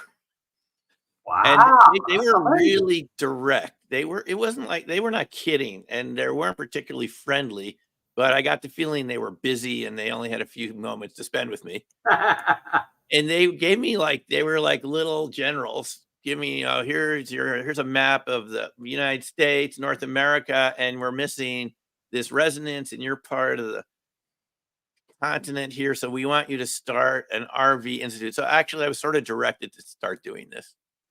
But here was the cool thing. As they left, I all of a sudden had this feeling like I was flying over the earth, maybe about 30, 40 miles up in some craft. It just was the feel. I've never had it before, and I never had it again. It was a feeling of flying over the earth, and it was the most incredible feeling. And I think the incredibleness of that feeling, it wasn't them that convinced me to start teaching RV on my own. With my own institute. It was that feeling of flying. I thought, whoa, any dream that has that in it is a pretty good dream. So I went ahead, and this is why I've been training people ever since. It wasn't really my idea. I wasn't sure, Was it lucid? Were you in control? Yeah. Yeah, that's great. Yeah, I got instructions, and it was a whole, and they were right in the room, and it started with that freaking blue ball of light, that orb up in the corner. So that was one experience. But let me tell you about a couple experiences. Maybe I've mentioned this before. One was viewing destruction of the dinosaurs, seeing these huge creatures and in this swamp. And this was a Farsight target. And what I remember was how clean the air smelled compared to what our air smells like nowadays. We're talking 65 million years ago, because this was a destruction of the dinosaur target right before they're destroyed. And I just remember that beautiful sunlight coming through the atmosphere, and the sky was this deep blue, deeper than we see it now. And the air had this incredible, just incredible vitality to it, a pre-polluted planet before industrialization. Of course, there would have been volcanoes and things occasionally, but it was incredible. And then all of a sudden, the monitor moved me forward to the main event of the target. And all of a sudden, everything just turned gray, dusty. It was consistent with a meteor impact. So that was kind of an incredible experience to sort of feel like you were at the target site. I think some people call it bilocation. Not everyone calls it that, but that's one way to interpret it. So that was one interesting target. And one more. Did you feel like you were out of your body and walking around, or was it like a movie playing in front of you? Like a movie playing in my head. Okay. A movie with sensory feeling. Like that Bugs Bunny cartoon, Smell-O-Vision replaces television. Right. I remember one of those episodes when they go into the future. Yeah. Never forgot the Smell-O-Vision. So it was like Smell-O-Vision. But another target was a Japanese attack on Pearl Harbor. It started out as seeing little bees and insects on the horizon coming in. And of course, guys, when you're doing RV, you don't know what you're looking at. You're there to describe the bees and the creatures coming in, little things. And they turned into planes as they got closer. They turned into warplanes. Wow. In my vision as they're getting closer, and I realized these are not little insects or birds. I mean, this is something, another type of target, and it kind of came into focus as a kind of a military attack of some sort. So I think those are two experiences that normally this does not happen to me in a session. I don't know if it happens to anyone where it's visceral and you're getting those sensory experiences. Normally. That's why, Bob, I don't call it remote viewing. I call it resonant sensing or resonant viewing.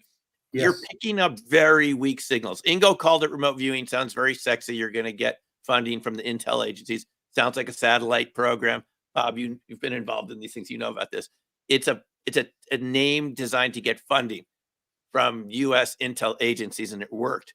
But I don't think it's literally remote. I think you're picking up signals here, a Ronhoff-Bohm effect, whatever. And I think it's more a type of sensing just because it's not always visual and it's pretty subtle. You could go into it and feel a little disappointed that it's not like a movie every time. Once in a while it is. A lot of the time it's just, you got these brief, like Bob, it just flashes across, write it down, and compare notes when you're done. So my most vivid was, I haven't told many people, only a few. My most vivid was I sat in Neil's seat on Apollo 11. It was amazing. I mean, amazing. Feeling the vibrations and everything, and the emotions. It was amazing. And it was not a dream. There's no way that's a dream. Because I went back later and found that I knew that I had all the buttons in the right place. The switches I made. When did you do that session, Bob? Was that it was a year ago, and it was... and I talked it over with Deb Shockey and others, and I'm telling you now and everybody else. That's great. The buttons were in that. That's a characteristic of a good session. Buttons are in the right place. It was just amazing. Dave, you got any questions for us? Yeah. Well, as we got about 1 minute to go, I want to just ask in regards to being able to see what you're seeing. How do we get through that judgment, Simeon, of what is imagination and what is actual remote viewing? No, it's another good question, Dave. You write it down. You write the judgment and the doubt down on the right. We use the right side of the page to let go of noise. And we write a little A and a dash for analytical overlay. And you write down the doubt. A dash, doubt. A dash, I don't believe this is working. One more thing. You in training, it's really important to get feedback while you're learning how to filter the signals from the noise. The feedback tells you, oh, I saw this and this and this, and I mistook because I laid this on top of it. You learn to do the filtering. All right, gentlemen, I'm going to get you to hold on right there. Dr. Simeon Hine joining Science Bob on Science Bob and Friends. We have him for another 30 minutes here on Spaced Out Radio. The remote viewing conversation continues right after this. Stay tuned, everybody. We'll be right back on Spaced Out Radio.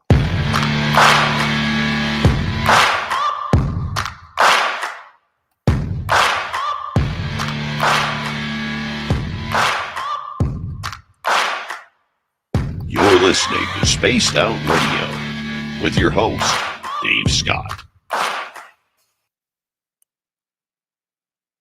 All right, gents, we are clear.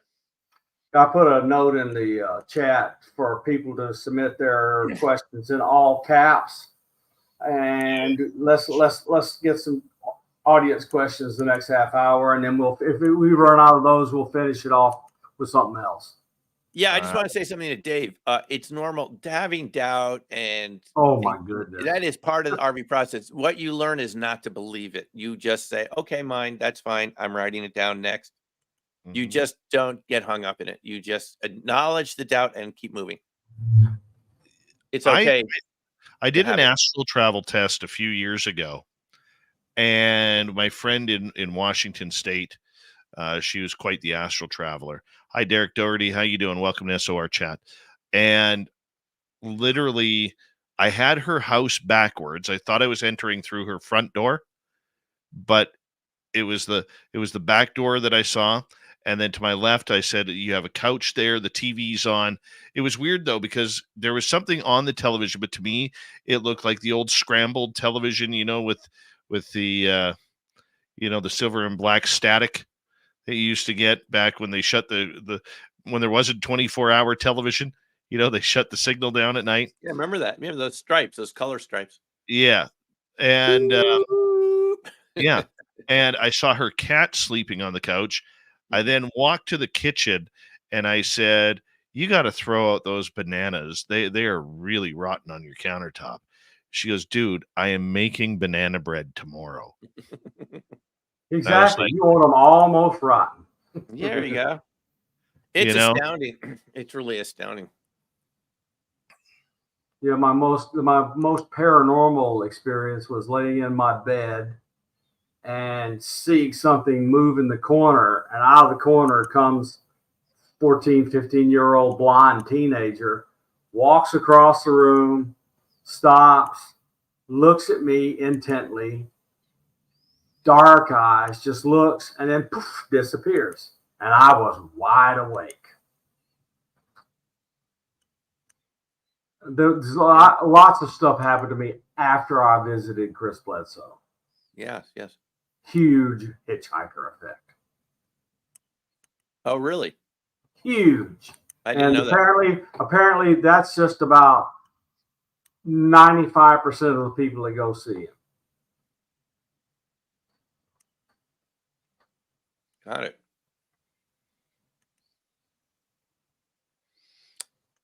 Halfway there, boys. Halfway there. Oh, we're doing good. I'll say one more thing for whoever's listening, part of the audience that's listening. One of the weird experiences we've had viewing ET targets is when the person feels like they're told to get off the ship, that they're not welcome. Lala viewed, let's just say, the incoming vessels. And she saw the commander, not human, and told her to get her off. You said, okay, you know what I'm talking about. Yeah, people have reported. When it first started happening, I said, what? That it was so common when we do that. It was consistently, put it that way. So, yep. And by the way, we did not get anything following Hail Bob. No. Why not? No, I was involved. Especially didn't get the souls moving into their new hotel. What a mess. We just got a comment. I have the session somewhere here. I'll have to find it again. I was a monitor. A woman from Texas was doing the viewing, and there was some stuff in the overlay column, but nothing directly about UFOs. There are some good questions, Dave. Really good ones. We are getting some good ones here. We got about minute 10, minute 20. And Bob, when will you publish the results?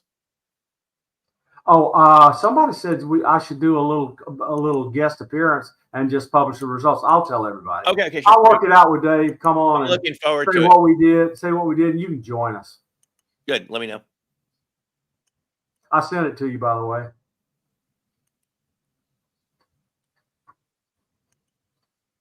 So much fun with you guys. So much fun. Man, we love this stuff, and we love what we do. If anybody wants to see a guy who loves what he's doing, watch Simeon for a while. Well, every day, something new, something Exactly. new. There's no time to be bored. No time, no time. Dad and I did great work for the eclipse. My experiment was successful. Oh, what did you do, Bob? What did you do? Built a ionosonic radar to bounce Oh, off the ionosphere and watch the ionosphere change dramatically during the eclipse. wow. Wow. All right, gents, going to get you to hold on right there as we say thank you to Deborah Rooney, Bobbert, La La La La, Bright, and W. Decker for the amazing super chats. And don't forget, you can shop at our Spaced Out Radio store. There's no ugly swag there, people. So go check it on out. And here we go with the next half hour to wrap up hour number 2 coming up right now.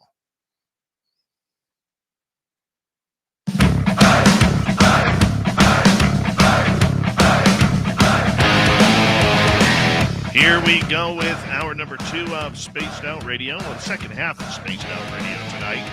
My name is Dave Scott. Always appreciate earning your listening ears. Reminder to all of you that if you've missed portions of this show or others, you can get all of our archives for free. They're always free at any major podcast network or on youtube.com/spaced out radio. Just do me the favor, hit that subscribe button. Our website, spacedoutradio.com. We have a plethora of features for you. Rock out to Bumblefoot, read the news wire, check out our swag as well. Follow us on X at Spaced Out Radio, Instagram at Spaced Out Radio Show, and on Patreon in the Space Travelers Club. Here we go. Final half hour with Science Bob and friends, Dr. Bob McGwier and special guest, Dr. Simeon Hine, talking remote viewing tonight. Science Bob, you want to get in some audience questions? I do. All right. They are ready. They are ready. Let's start off with Vomit, who's asking. I didn't pick the name. What is your opinion of Major Ed Dames? I listened to him on Art Bell for years, and yet nothing he said seemed to come true. Yes, I agree. There are a lot of great remote viewers. There are a lot of people who've had a big impact on remote viewing.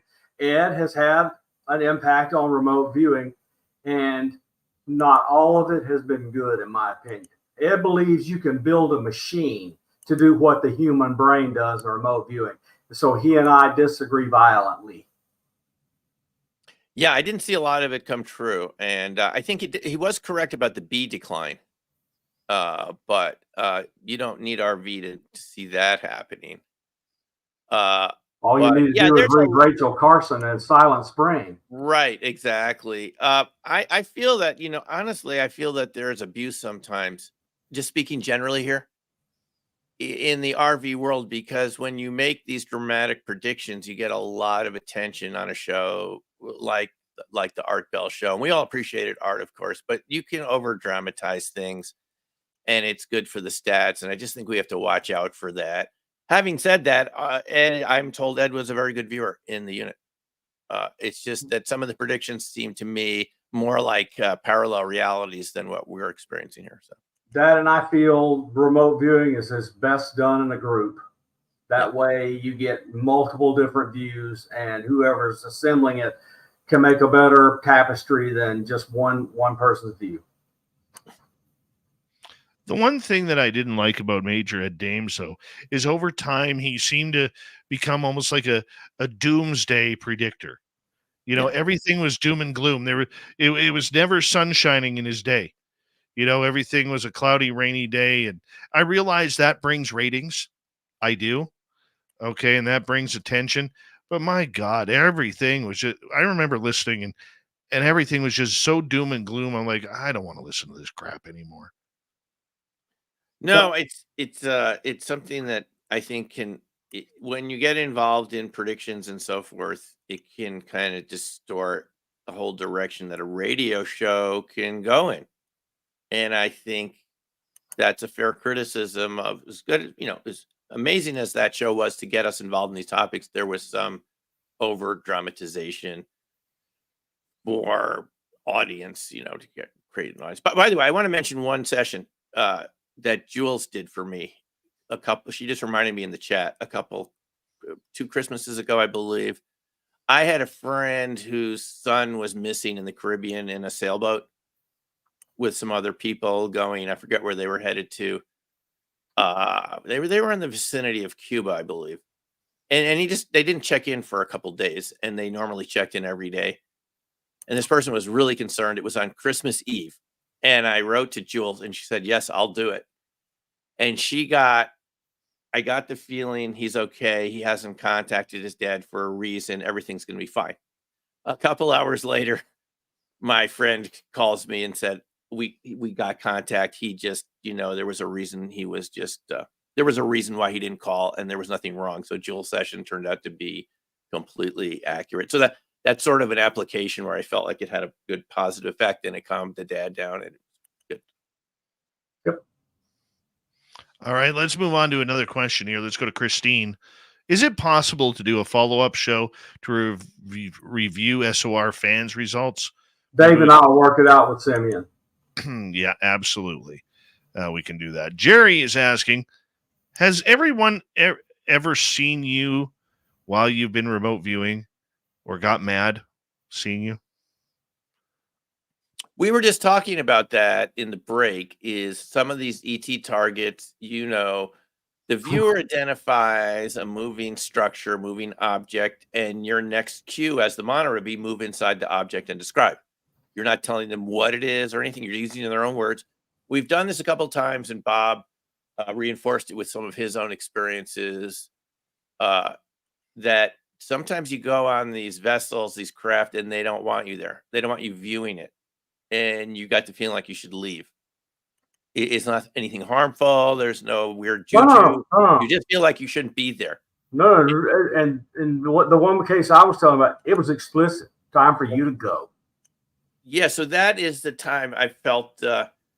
I haven't experienced anything where someone saw me there and didn't like it, because see, my viewing is receiving information that's in the quantum ether anyway. It's not really going anywhere, but it could be two-way.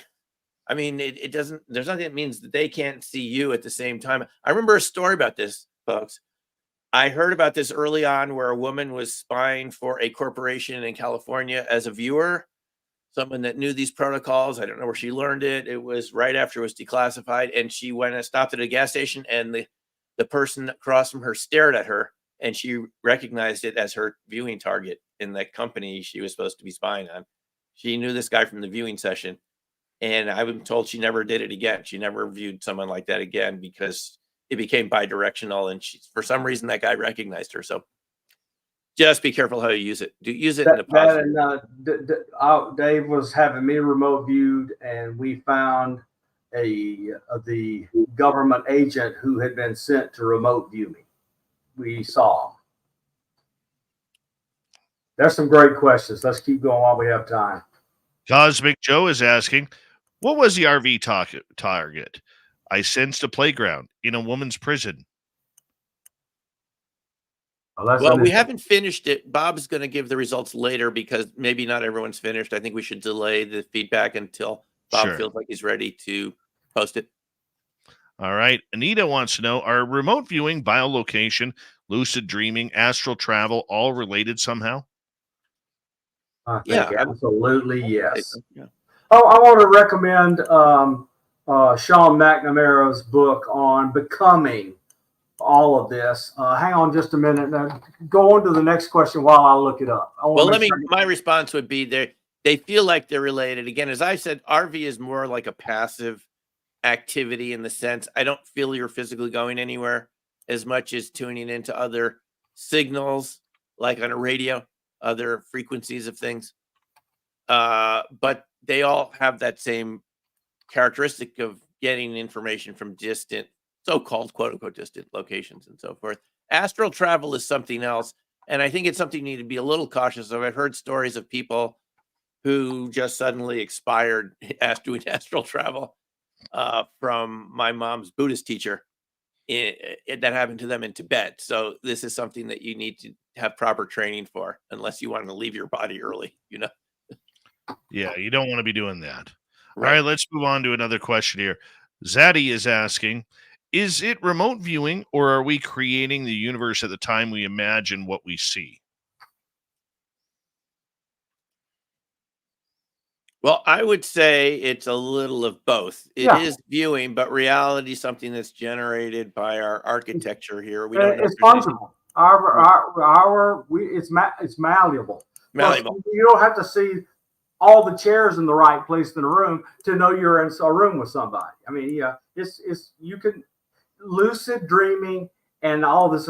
Just think of it as lucid dreaming, and you can alter your environment consciously. All right, let's continue on. Zaddy times 2. Can we lucid dream while we're awake? I have. Yeah, RV is a type of Yeah. structured daydreaming. I really believe that. Yeah. Now, there is a guy, Dale Graff, who ran the RV program for a while. You've heard of Dale, right? Oh, yeah. Yeah, so Dale likes a dream viewing technique at night. He thinks that it's easier to view while you're asleep because your conscious mind's not in the way. And one of his workshops, he gave us targets to do overnight, and I was surprised how accurate they were. You just describe in the morning the first thing you remember, and you give yourself the intention of describing Dale's target. So you can do it while if you're doing it at home, you're away from all the other minds that might clutter your area. Exactly. That's why Dale thinks it's better to do it at night while you're sleeping. So. Good question. All right, let's move on here as we have Toklan asking, can you gentlemen tell us your best UFO viewing stories? The UFO viewing stories. Well, those have been very interesting. I enjoyed the Phoenix Lights viewing. We definitely got some huge structured triangle up there. I'll tell you that, not some hologram, as the debunkers wanted us to believe.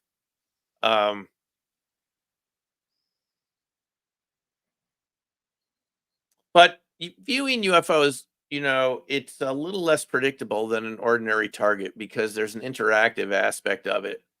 And let me tell you something else about viewing UFO and UFO technology. RV is a kind of a game of a vocabulary game of you doing your best to describe what you're experiencing. And it's not always easy. Sometimes you get impressions and you don't know the words you're doing your best to write as quickly as you can because it's hard to describe what you're getting.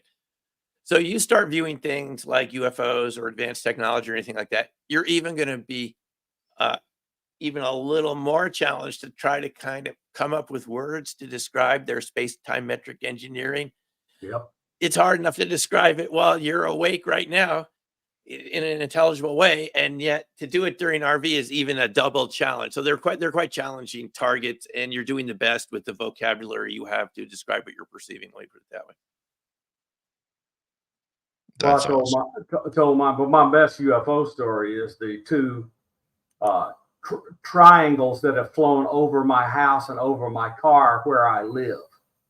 So there's triangles here in Maryland, and I've looked and see that the Maryland statistics are way up for sightings. So you had a triangle come right over your house? Is that twice? And then one centered over Lala's car, centered in the skylight, and the road curved. So the only way it's centered in our skylight while the road is curved is it was Buddy following us. And that lasted a few miles. And then some helicopters came out from the military base, and it did and boom, went the other way. We turned around and it was gone. Love it. All right, let's get to another question here. And let's go over to Candy. I was on a wooden large ship on a warm moonlit night, quite peaceful and rejuvenating. Leads to this question. Can we do anything at home on our own, try and hone in on our viewing? Yeah, it's all something you can try at home. By the way, I should mention, I have a beginners group that meets the second Sunday of every month. Bob has been in some of my more advanced groups. This is very affordable, and you can go to my websites, go to virtualviewing.org, and there's a link it's called Zoom group viewing, and we do it on Sunday nights, second Sunday, and we have targets, and we have practice targets during the month. So it's designed to just that little brief advertorial alert designed to something to try at home. But yeah, viewing. The nice thing about it is you can do it at home. You can do it anywhere. Yep. And these are Zoom sessions, and they're great. Yep. I'm going to throw one in there. How can you tell if you're being remote viewed? For me, I feel it. Feel it. I think it's something not to get too concerned about. We exist and we give off energy and vibrations, and people can pick up on that. Good viewers can pick up on this. I was told something interesting, Bob. You know, when you meet with, you go and visit people in Russia and they give you gifts. Yeah, always. Yes. And I worked at this American Soviet Research Institute, YASA, in 1989 in Vienna.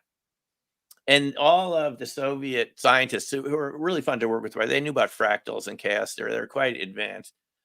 They all gave me gifts. I later read that there was a reason to do that. It was to remote view Americans to see where you were, because you might have been promoted between the time they met you and now. You might be working in some building or something, and they look where the gift is that they gave you. And they can, I just read, I don't know if this is true, but I read this as one of the remote viewing books, is they use those as targets to target you later on in life once you have the secret info that they want. Can I support that? Let me support that. Those things were forbidden in every office I was in. Oh, is that right? Yes. Explicitly. They were, Soviet gifts were explicitly forbidden. Forbidden. Wow. So we know it's true, but that was for bugs and things like that. But that whatever. whatever. Okay. The security people don't tell you. They just said forbidden. Psychotronics. Got it. There you go. Let's get to another question here. We got 7 minutes to go. Castle Dude over in the UK is asking, Bob, are you or Simeon ever seen a ghost? Yes. Simeon, you first. Yeah, so this is the ghost experience I always remember.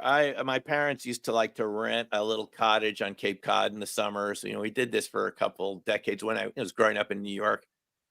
There was a time my brother and I were alone there, and we both heard coming from the wall, inside the wall, the sound of a child humming to himself, kind of absentmindedly while you'd be playing. I thought it was him in the other room, and he thought it was me. And this place was by itself. There were no kids there. There was no kids in the walls. The only thing we could assume is we had heard a ghost, because we both heard it, and we had the exact same description, but it wasn't either of us. We were both shocked. So Law and I moved into this house. We began having poltergeist activity. Things would get moved, thumps on the wall. So I got a security camera. Something in the middle of the night while we were asleep, walked in the hall, turned on the light. You could basically see a figure. It looked like a smoky shadow. And as it walked by, the microphone and the camera picked up her deceased boyfriend saying hello to their son. Wow. In his voice, Class A EVP. So that was everything you could want all in one experience.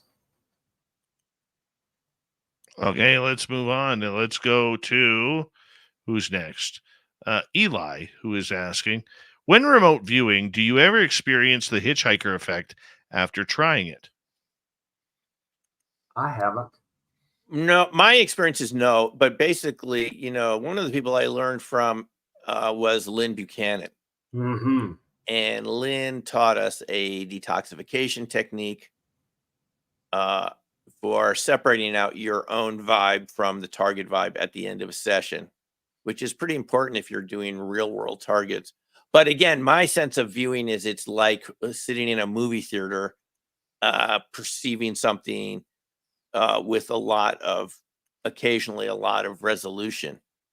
And you can leave the theater if you want. You can always end the session. You're in control. That's the bottom line here. This isn't a spooky wooky thing where you give up control. You are giving up control of the conscious mind temporarily, but ultimately you're in charge. And I don't think I have had some experiences where the vibe of the session lasted for a while and it evaporated. So the feeling can persist for a while, but I wouldn't say any sort of entity or anything. I saw another question here in the chat, by the way, like this about can something like attach themselves to you during RV? I don't think so. Again, I think it's like perceiving.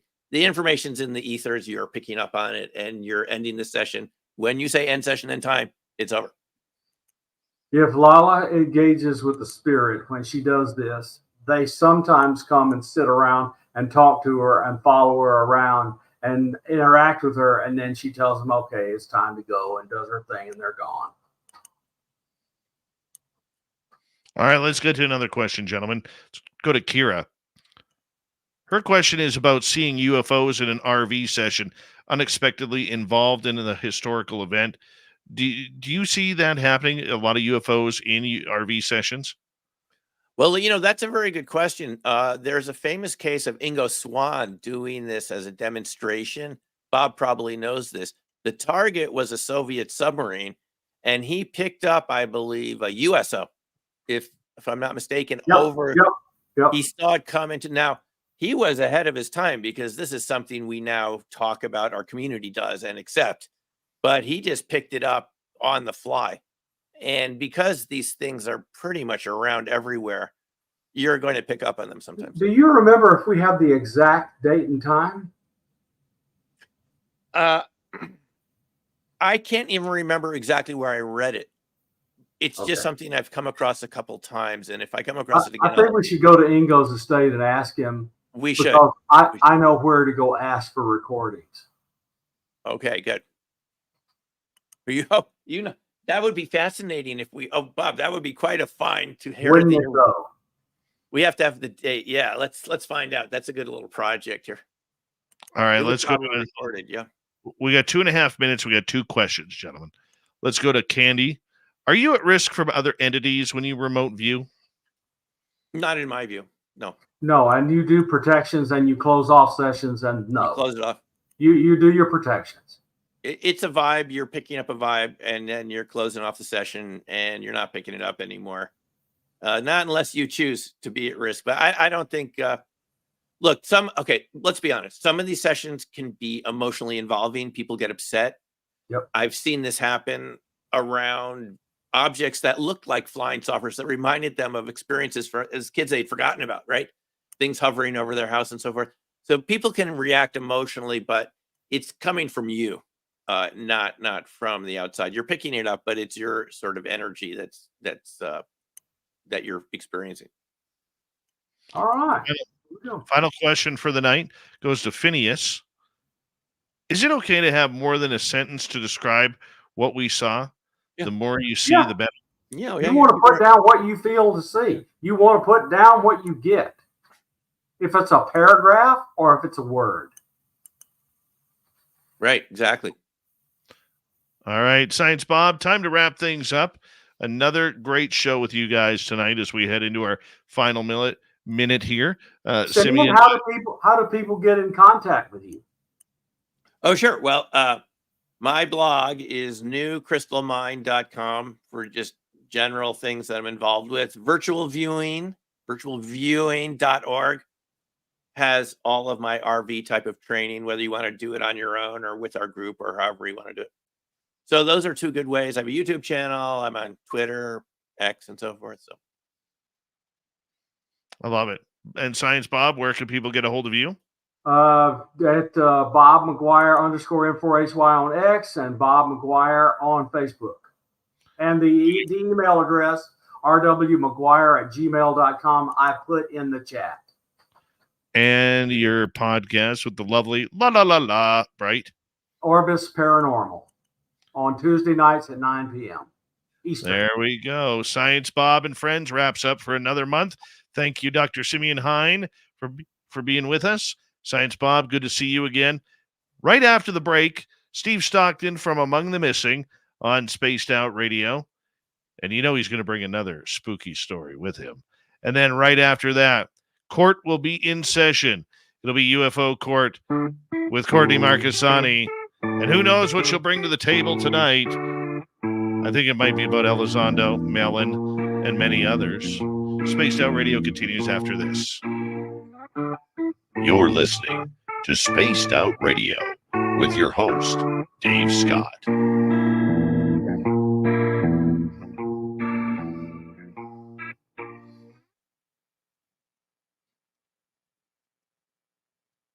All right, gents, we're clear.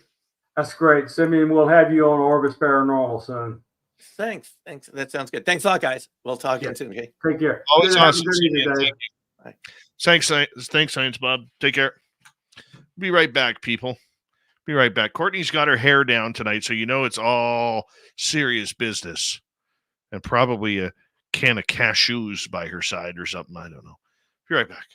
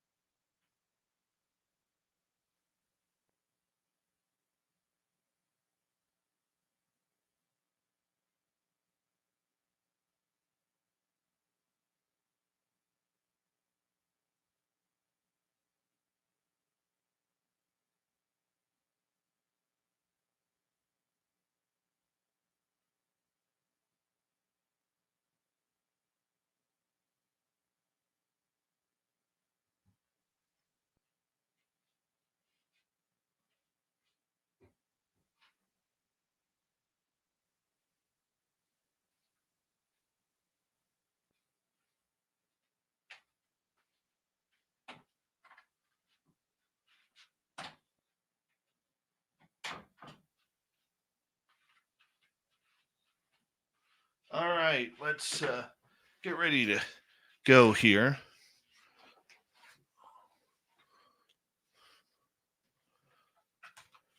Paul Demon, how are you?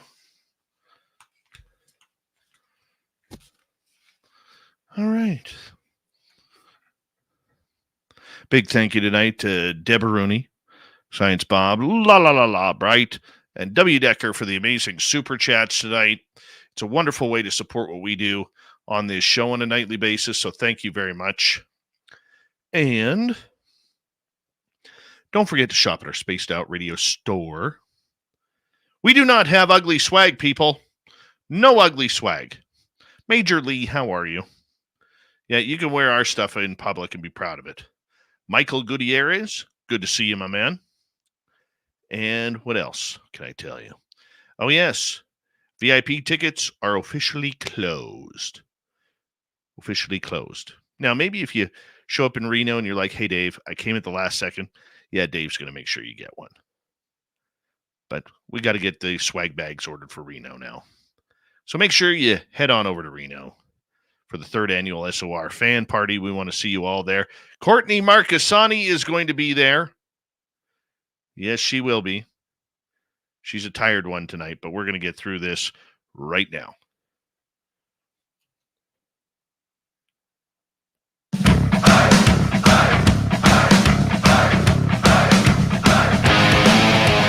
Third and final hour of Spaced Out Radio is now underway.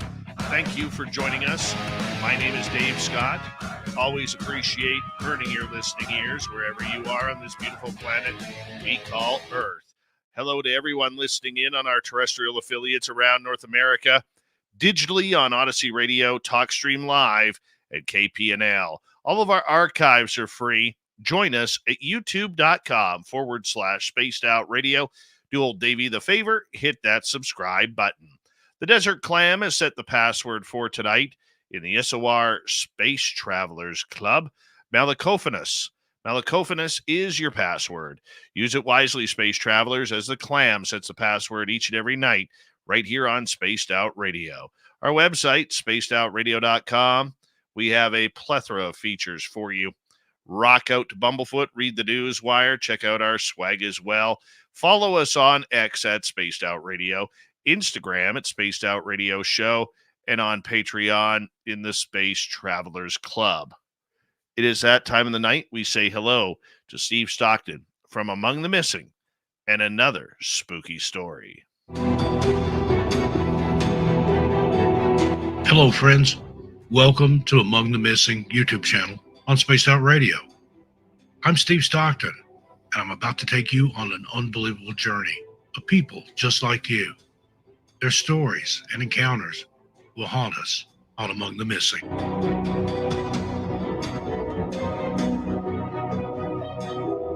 On the morning of July 1st, 2010, the American Alpine Club said Eric Lewis, a 57-year-old mountain climber, went missing while ascending the Gibraltar Ledges route on Washington's Mount Rainier, the most glaciated peak in the contiguous U.S., with a 3-person team.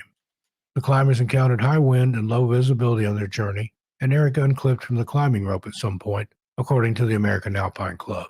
Don Storm Jr. led the team and was joined by the second climber, Trevor Lane. The pair stopped to wait for Eric to catch up at 13,900 feet. However, when they reeled the rope in, the American Alpine Club said they found only a coil with a butterfly knot. They saw Eric on the rope moments before and immediately searched for him on the below slope. After a thorough local search, they proceeded to the summit ridge in case Eric had evaded them, the American Alpine Club said. When they did not locate him on the summit ridge, they returned to Camp Muir and reported the incident to officials. Climbing ranger Tom Payne and 2 mountain guides set off from Camp Muir to the summit on Thursday, July 1 to search for Eric. Despite their efforts, they were unable to find any signs of him. The American Alpine Club reported that the search team returned to Camp Muir, while more resources were sent to assist and provide support personnel. The American Alpine Club said that the search expanded on Friday, July 2nd, with more than 40 personnel involved.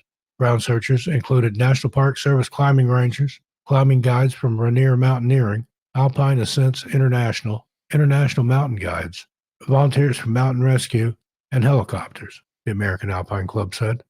Later, on July 2, One team of ground searchers located Eric's backpack at 13,600 feet, and then a small snow cave about 200 vertical feet above it, according to the American Alpine Club. Another search team climbed the Gibraltar Ledges route along with the upper Nisqually and Ingram glaciers. A third search team concentrated efforts on the west side of the East Crater Rim, looking in the steam caves when possible. Another search team, consisting of rangers from Camp Sherman, climbed the Emmons route to search the Summit Rim steam caves and joined the Alpine search effort in the vicinity of the Ingram Glacier and the Disappointment Cleaver. On the third day of the search, air and ground operations resumed. The American Alpine Club reported that rangers stationed at Camp Muir continued their ground search operations by skiing down to the base of Gibraltar Chute to look for any signs of Eric. They shifted their focus to the Nisqually Glacier side in case Eric fell while climbing the Gibraltar Ledges or the Gibraltar Chute routes. The Rangers thoroughly examined the terrain in the fall line and explored the base of the Nisqually Icefall and the Muir Rocks Ridge leading up to the Gibraltar Chute. They climbed up to and into the Bergschrund under the chute, the American Alpine Club said. After searching the area extensively in and adjacent to Eric's last known whereabouts and finding no additional clues, the American Alpine Club said the likelihood of finding him alive diminished due to the frigid and windy weather conditions at the time of his disappearance and the fact that Eric did not carry emergency gear. The chances of finding him alive became slim. The weather forecast for the fourth day predicted heavy wind and precipitation, which would hinder air and ground search efforts. The American Alpine Club said although the weather conditions likely played a significant role in Eric's disappearance, the contributing factors that led to it may never be fully understood. It's unclear why he detached himself from his partner's rope. The American Alpine Club said some theories suggest that he may have done so to avoid slowing his group down to deal with a personal problem, or due to exhaustion, hypothermia, or altitude sickness. How long Eric survived before succumbing to the cold or falling is also uncertain, as he had no sleeping bag, tent, or extra clothing beyond what he was already wearing. Sadly, Eric Lewis has never been found. Thank you, Steve, from Among the Missing, for another great story. We love the fact that you bring us a new one each and every night here on Spaced Out Radio. If you want more, head on over to youtube.com/Among the Missing and hit subscribe today. From the missing to the mysterious, it's time for the court to go in session. It's UFO Court with Courtney Marcassani. That is an interplanetary flying space saucer.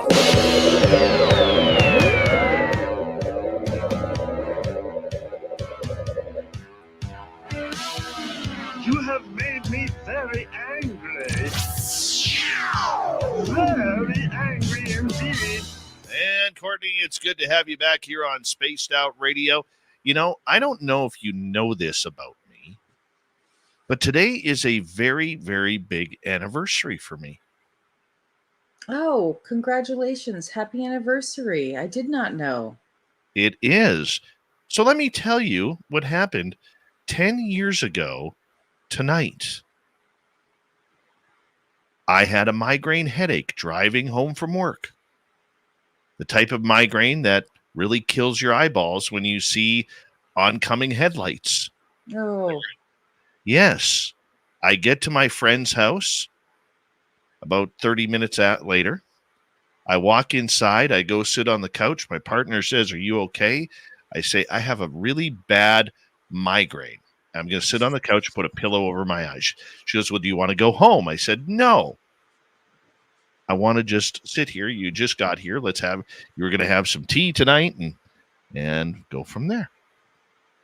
So after about 30 minutes of sitting there and feeling the pain start to subside, I start getting shapes pulsating on my head. It started off at the front of my face with a square, went to the right side of my head with a triangle, and then the left side of my head with a circle. And immediately after the pain subsided, I had an anxiety attack that I needed to go outside in their farmyard right now, that second. So my partner says, "Can I go with you?" I said, "No, you have to stay inside with our boy." Because he was only like 9-10 months old at this time. And then the lady of the house says, "Dave is picking something up. We need to go outside right now." I looked at her and said to her hubby, "He's not invited." So her and I go into the backfield. It's a low, misty, clouded night, very moist out. We walked about 50 feet behind the house, and there's an old horse fence there. We stop at the horse fence, and you could feel the energy outside. It was nut bar, just crazy. And she goes, well, you feel it? I'm like, yeah, I feel something. And she goes, well, talk to it. I said, well, what am I supposed to say? She goes, first thing that comes to your mind, just say it. So I said, out of God's peace, love, and light, you called us outside. Can you please show us where you are? And from the neighbor's back field, as soon as I said, can you show us where you are? The entire property line between the two houses, my friend had 10 acres. Their elderly neighbor had 6.5 acres. Both properties were horseshoed by forest. A UFO on the ground lit up on my command. Whoa. And it was Whoa. the brightest white light I had ever seen. And the one thing about that bright white light that I remember was that it was so bright, yet I could look at it. I wasn't squinting. And during the time the light was on, I was thinking, okay, is this somebody with 100,000 candle watt flashlight? Do I hear any noise? Do I hear any music? Do I hear any laughter? Could they have heard me? Well, no, they couldn't have heard me because I was talking in this same volume that I am right now. And there's no way they could have heard me at 150 yards away. Impossible. There were no shadows of people moving. There was nothing. No laughter, talking, nothing. Then after about 30 seconds, the light went off. I said, if you were of alien descent out of God's peace, love, and light, can you turn the lights back on? Bang. Lights come back on. This time it's wider through the trees. It's brighter. And it was just incredible. And I started moving to my right because I wanted to see where this white light was emanating from. And as I moved to the right, I found a path through the trees that I could see through. And there was a vertical standing cylinder, blue color origin. The blue was almost like an emergency blue on a police car, but it was a little bit darker. And this cylinder had a black cloud that was, I describe it as a cloud that was rotating counterclockwise. From the bottom, it would go up about halfway and then come back down. All the white light was emanating from the bottom of this. And after 30 seconds, the lights went off. My female friend says to me, let's go over there. And I said, no, please, let's not. We don't know what this is. This could be very unsafe. And she goes, well, I'm curious. Let's go check it out. Let's get closer. I said, no, we're safe enough right here. And I started to panic a little bit. And finally I said, look, you're not going over there. Neither am I. Because if you go and something happens to you, I'm suspect number one. Not going to be that guy. Definitely not going to be that guy. So she goes, fine. She goes, see if they'll turn the lights on again. I said, just so I know I'm not crazy, out of God's peace, love, and light, can you turn your lights on one final time? Bang, the lights come on again. And it's the same thing. I'm looking at the cylinder, seeing the black cloud rotating counterclockwise. The white lights are booming through the trees. Okay. And then after about 30 seconds, the light turns off and then powers up. Turns off, powers up. Turns off, powers up again. Did this about 9-10 times before it went dark. And the one thing that I learned from that incident was that the power-ups that it was doing, I would sit on my patio at night and I'd watch and count satellites. So I like doing that. And I thought it was satellites flying over, but these damn power-ups kept on happening over top of my house. And now I realize what it was. And it wasn't satellites powering up. It was this, whatever it was in that field that day, telling me, hey, remember this? Remember what this looks like? And it was them. And I tried for about another 5 minutes to get them to turn the lights on again and again and again, and they wouldn't. So we disgruntledly we turn around, look back towards the house, start walking, and the lady looks up in the clouds and she sees this orange orb sticking through the clouds. And she goes, "Whoa, look at that." And as soon as I looked, it sucked itself back into the cloud. And that same white light we saw on the ground went rippling through the clouds like a lightning bolt, and everything went dark. 10 years ago tonight. Wow, 10 years. 10 years. When did you start the podcast? The radio show? I started the radio show a few months later on November 30th, 2014.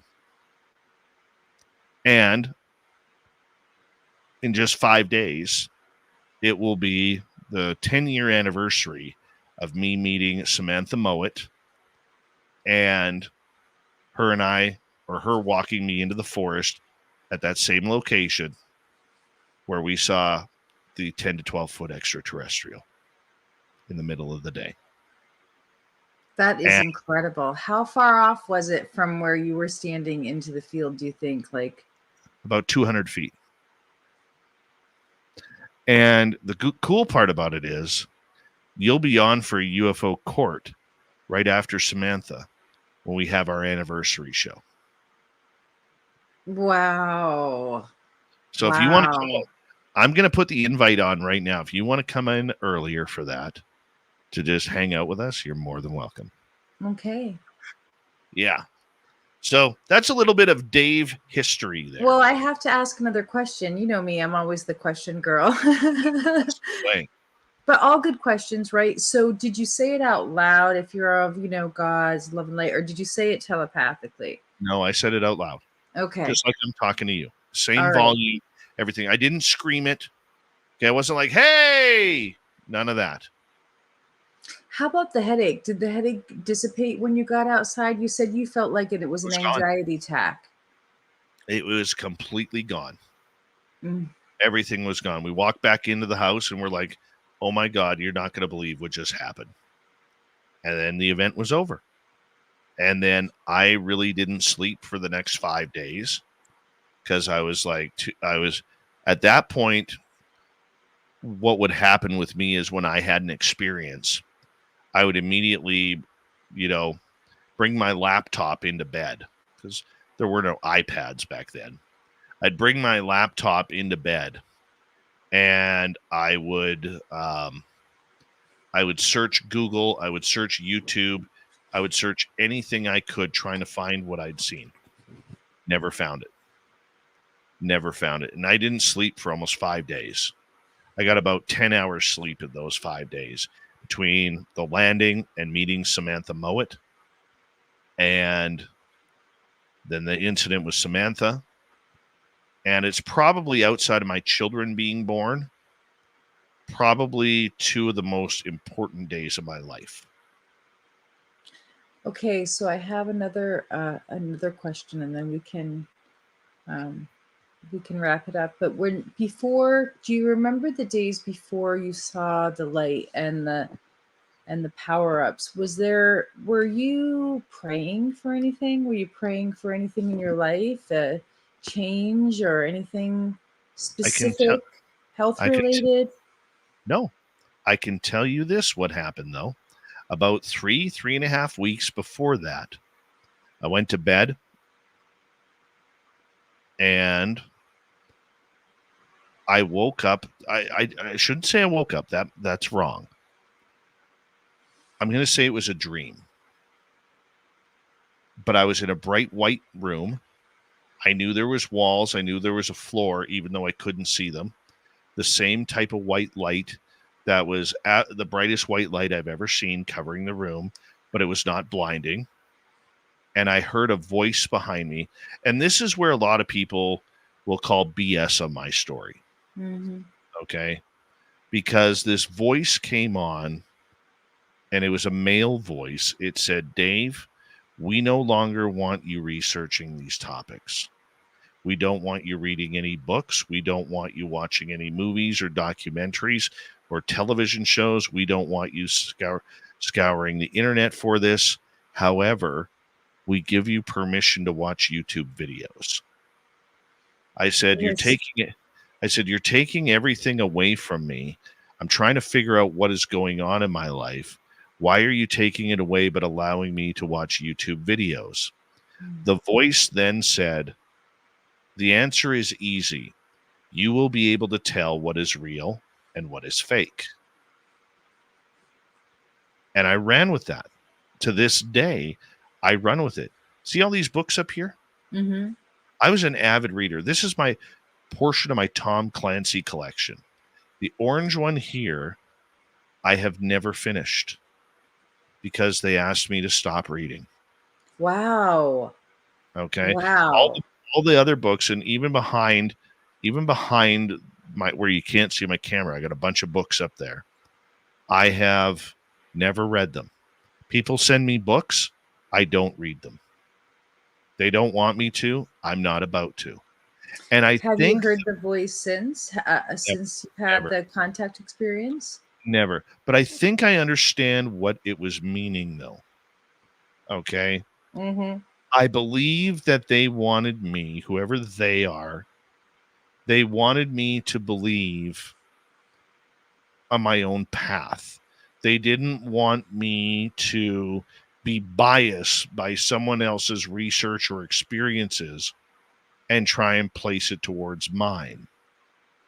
Okay. I think that's what they meant by that they wanted me to concentrate on what was happening to me to find out the answers, because they put me in a number of different predicaments where a lot of people have said, that's not true, that's made up, that never happened, to other people.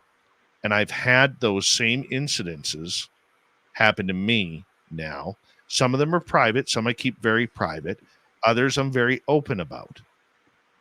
But I think they did it for me to go by what I've experienced for knowledge rather than searching for knowledge online or in a book. Yeah, well, that's certainly one way to do, experiential, is just, through your own experience rather than taking in so much information.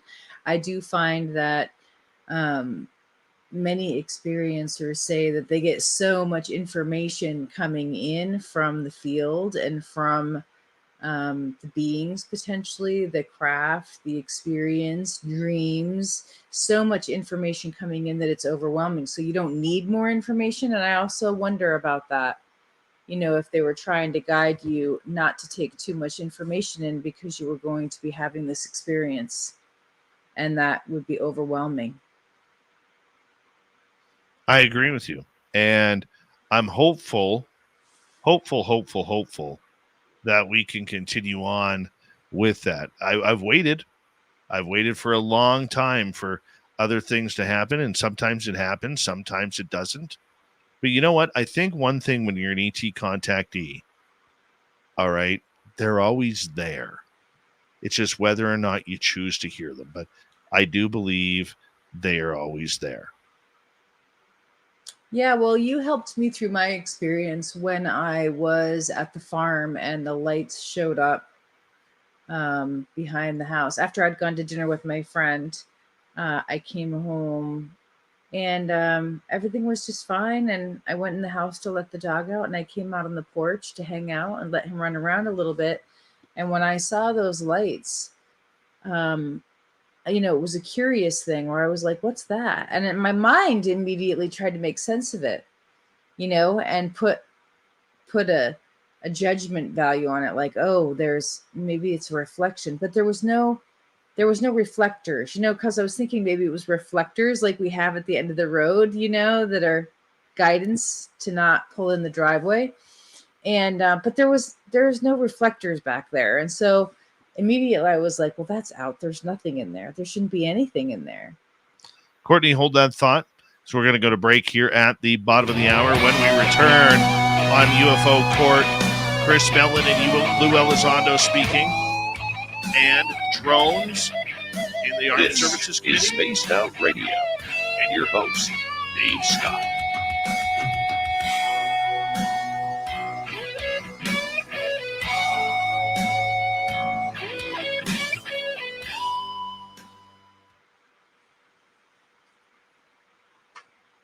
Hi, Ross Dogs. How are you? Me, Woykin. Thanks for joining us.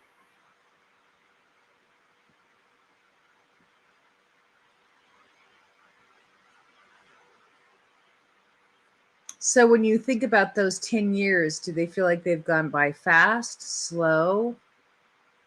Both. Mm-hmm. The one thing about ET contact that I don't like is it's a hurry up and wait scenario. Have you any ideas around the frequency? High sometimes, low, nothing activity wise?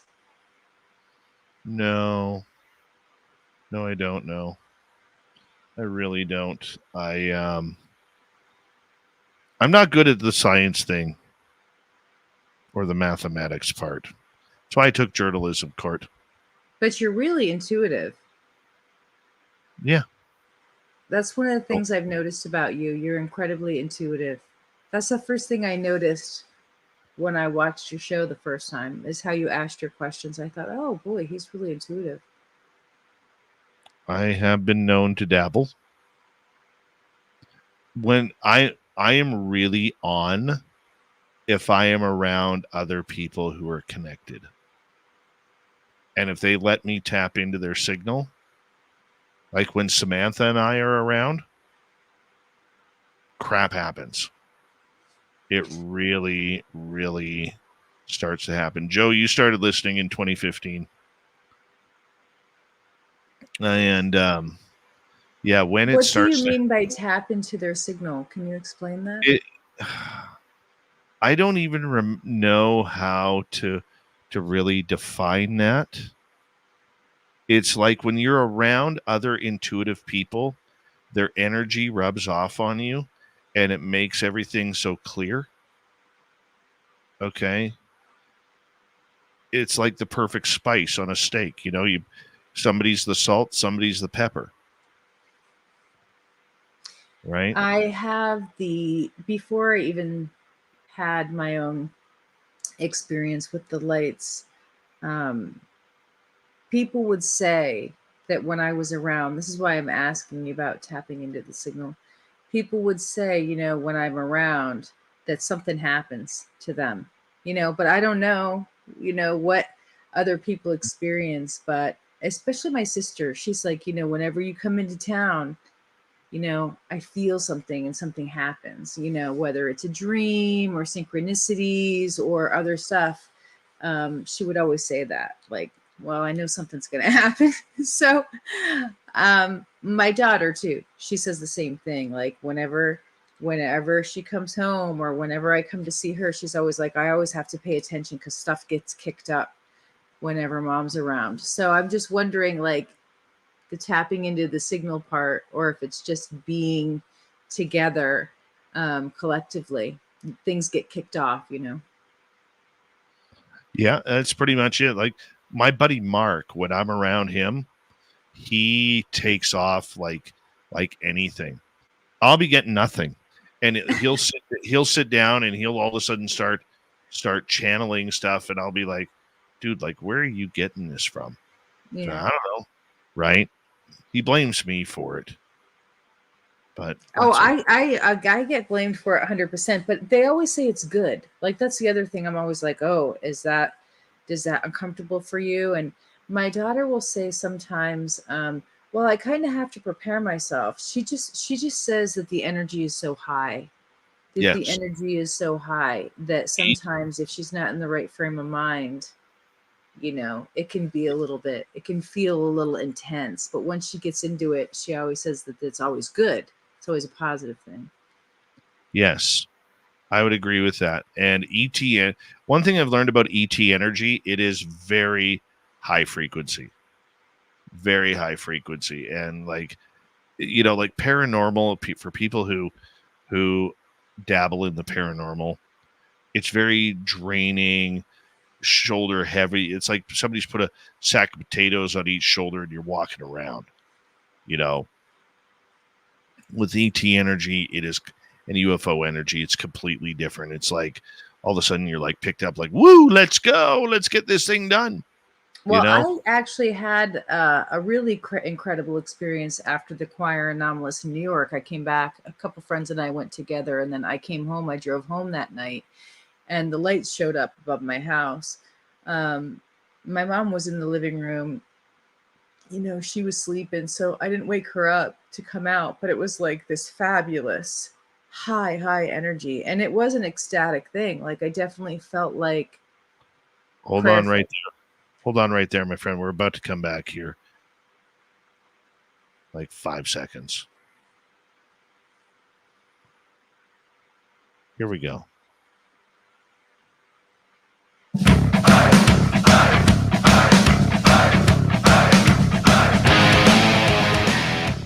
Here we go at the final half hour of Spaced Out Radio tonight. My name is Dave Scott, talking UFOs on UFO Court. We're all enjoying it. Hope you are too. All of our archives are free. All you got to do is go to any major podcast network or look at them at youtube.com/Spaced Out Radio. Only thing I want, hit that subscribe button. Ring that bell. Our website, spacedoutradio.com. We have a plethora of features for you. Rock out to Bumblefoot, read the news wire, check out our swag as well. Follow us on X at Spaced Out Radio, Instagram at Spaced Out Radio Show, and on Patreon in the Space Travelers Club. Here we go. Courtney Marcassani, recess is over. UFO Court is back in session. And Courtney, there is a lot of news coming out of Washington, D.C., where in the Senate Armed Services Committee, Joint Chiefs of Staff Chairman General Charles Brown was questioned on incursions on military installations by Senator Mark Kelly, who's a Democrat out of Arizona. He says, we see consistent incursions around sensitive government facilities regarding a drone problem, aka UAP. Did you get a chance to see this? No. Okay. Chris Mellon responded, it is very encouraging to see that at least one member of Congress aware of and seeking answers to rather than alarming pattern of incursions over restricted military airspace in the U.S. I hear that the intrusions at Langley, which they are discussing, were so sustained and disruptive that an entire fighter wing had to be relocated to another base. If the Air Force can't defend its own bases, how can it defend the rest of the nation? What is not evident in this exchange is how many other bases and warships have been suffering from similar incidents. His notes and the links in his earlier tweets are from superb articles coming out of the war zone. Lou Elizondo responded, absolutely spot on, Chris and D. Dean Johnson. As we have been saying for the past 7 years, nice to see they admit it. Now let's see what they plan to do about it. As for Arrow's former leadership, we know they were completely ill-prepared to tackle this. Maybe we should let the people decide instead of government bureaucrats. That was a nice cheap shot right there. Nice cheap shot. What's your thoughts on Chris Mellon? I did see Chris Mellon comment on this, but when were the incursions? Did they list out the incursions, or did they just... No, they were just saying that they were happening. Well, I think that's great that Chris Mellon came out and made a comment. He was in Washington, D.C. recently, so we know he was here to have meetings. Maybe this was part of it. Maybe this commentary was part of those meetings that came out, as part of this discussions that were unresolved. And so, there were a couple of shots across the bow, and he was able to make commentary about it. That would make sense. Well, I mean, here's the thing, too. If you want to fire them up, you have to include military bases. Look, we know this is happening on military installations, non-military installations, in the mountains of Alaska, in the swamps of Florida, and every Canadian province in between, and 3 territories. Okay? We know it's happening. But in order to get them to take it seriously, they have to make it a military threat narrative. And the big question is it drones? Is it UFOs? Those are the only 2 possibilities right now. Well, I was listening to a recorded space today that was very interesting. I got a note from a friend who said my name was brought up into this space. So of course I wanted to go and fact check and find out how it was being brought up and if there was anything negative. And it was a 3.5 hour space. So I spent a good deal of time on this. But they talked about doing this one researcher doing data gathering and statistics on the experiences from information on the internet.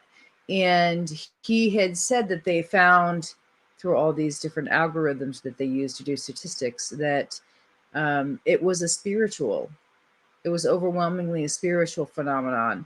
He said that it was kind of a flat line. It didn't necessarily have more negative or positive experiences from the subjective standpoint from the person who was feeling the phenomenon, but he did say that it was overwhelmingly a spiritual phenomenon. So I thought that was really, really interesting from somebody who's doing a statistical analysis.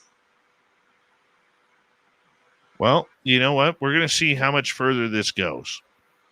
Okay. We will see how far it goes and go from there. All right. There was an article in Liberation Times where retired Rear Admiral, can't speak tonight, and former agency chief calls for expanded UFO investigation and greater White House involvement. This comes from Admiral Gallaudet, I believe it's pronounced. Gallaudet. Okay. Is it Gallaudet? Is it the French version? So yeah, I think it's the French version. Yeah. All right.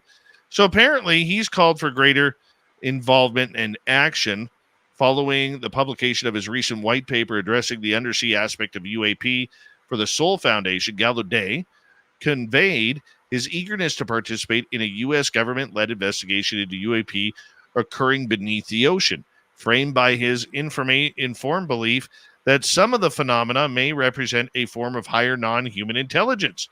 He's quoted by the Liberation Times saying, "I want to look in the oceans for UAP and evidence of higher non-human intelligence because I know the area really well. I know all the collection systems out there and the universities and government agencies that do ocean exploration and research. I want to pursue the study of UAP in the oceans to add to the overall body of knowledge. Why just limit ourselves to looking up when we know if we look below, we'll find that evidence too?" That's very interesting. Well, it is. I'm really glad that he mentioned the White House getting more involved, because one of the things that I picked up when I re-listened some of the hearing transcripts when I was looking for the reference David Grush gave about the peace treaty, the nuclear peace treaty, and the signal traffic that had come through. I'm still following up on that.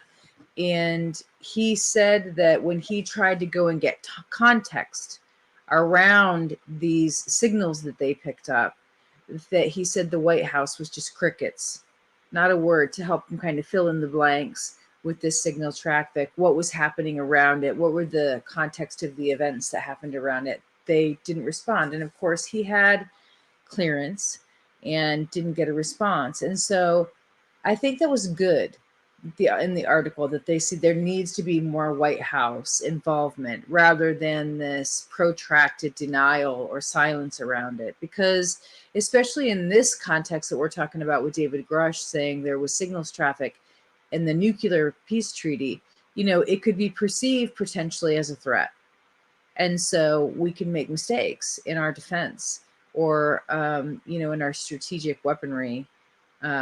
So I do think the second part of it is complex with the oceans, because when I was at the Soul Symposium, one of the things that Kevin Knuth talked about was that we don't have great tracking under the water with radar and sonar, and the instrumentation is pretty limited.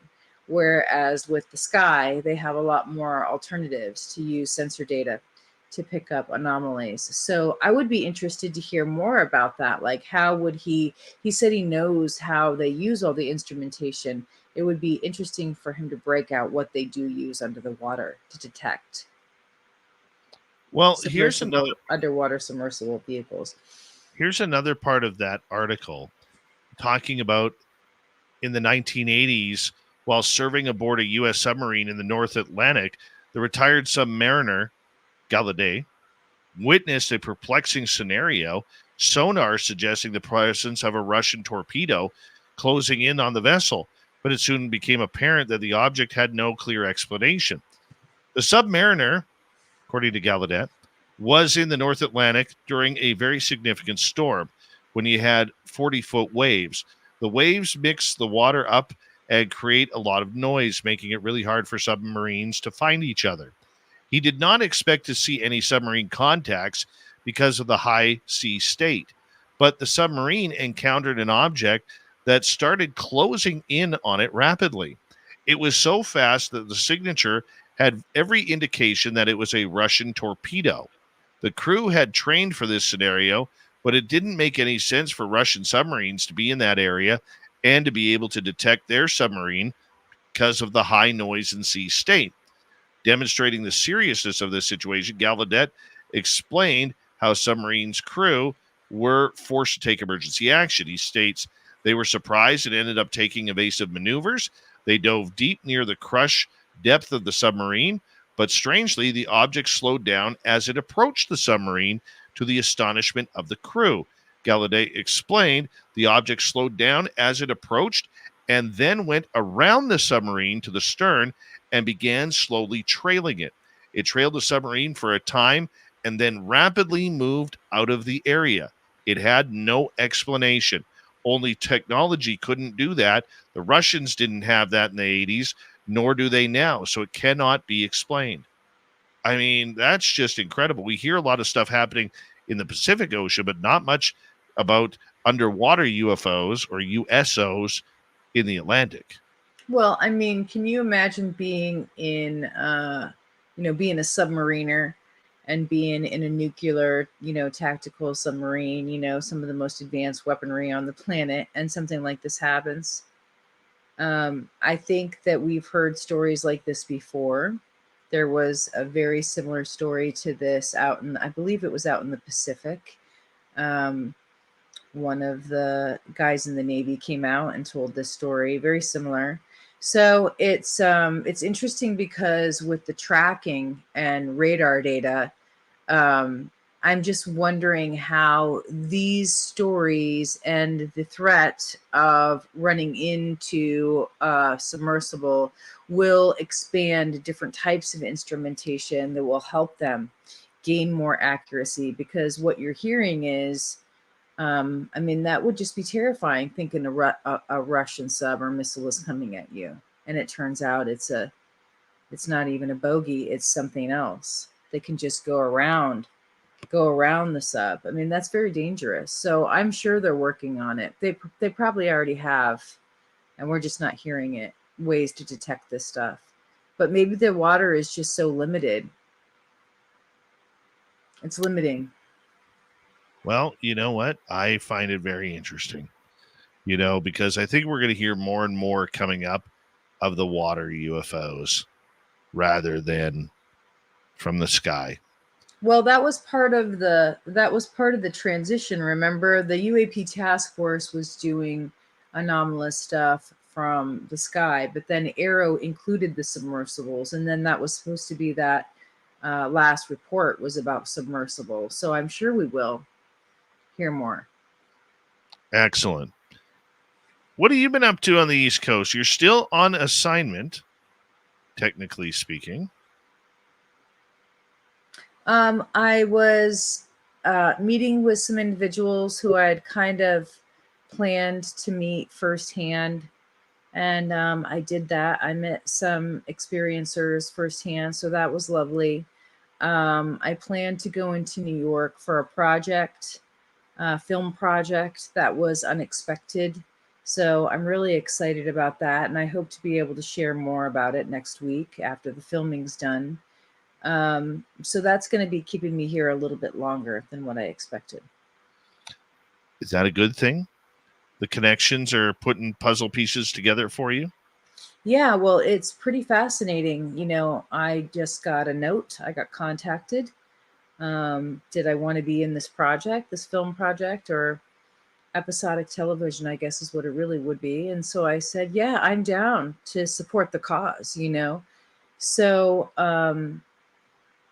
yeah, it is a very big deal, actually. And so my family, I'm staying with my family here in Maryland. And what I did, I went and watched the first season, not the first entire season, but episode 1 of the first season of this program to see what they felt about it and if they were okay with me going on television. And they all said, yeah, you should do it. You should do it. And so I have my family's backing, which is really important to me as an experiencer to share my story. Um, and if you would have asked me, you know, like you had your experience 10 years ago, mine was almost 10 years ago. It was in 2015. And so it's just come full circle, and it's surprising to me, you know, having had fear around even sharing my story or even being out at all to where I am today. It's actually surreal. One other thing I wanted to bring up with you tonight was the fact that Avi Loeb, Harvard professor, claims that UFOs could have traveled to Earth via extra dimensions that CERN scientists are trying to unlock. CERN scientists are seeking evidence of 6 extra dimensions. Loeb believes aliens might travel through such dimensions. The U.S. government has yet to unravel the mysterious sightings of UFOs soaring over through the skies, but Loeb believes the answer may sit 300 feet below the surface. I mean, this is pretty incredible, involving CERN and the accelerator, the Large Hadron Collider, blasting particles near the speed of light to recreate conditions of the Big Bang, and that it may be uncovering hidden dimensions on what the aliens or non-human intelligence already know. Rubbish Oh, or I truth? think it's fascinating what came out and that Avi Loeb is commenting on it. I think it's unfortunate that the New York Times just released an article on him. It was probably about 3 weeks ago, maybe a month now, maybe a month has passed, that his metal samples from the ocean that he supposedly got from a potential crash retrieval site, they debunked that and said that it was just metal from a construction site where they were working and accidentally got in there. So it seems as though either somebody was trying to hurt his credibility. This was around the same time the Arrow report came out, shortly after. And I thought that was very interesting, you know, that they were debunking his science. And I haven't seen him come out on the record about that, but then now you hear him talking about CERN.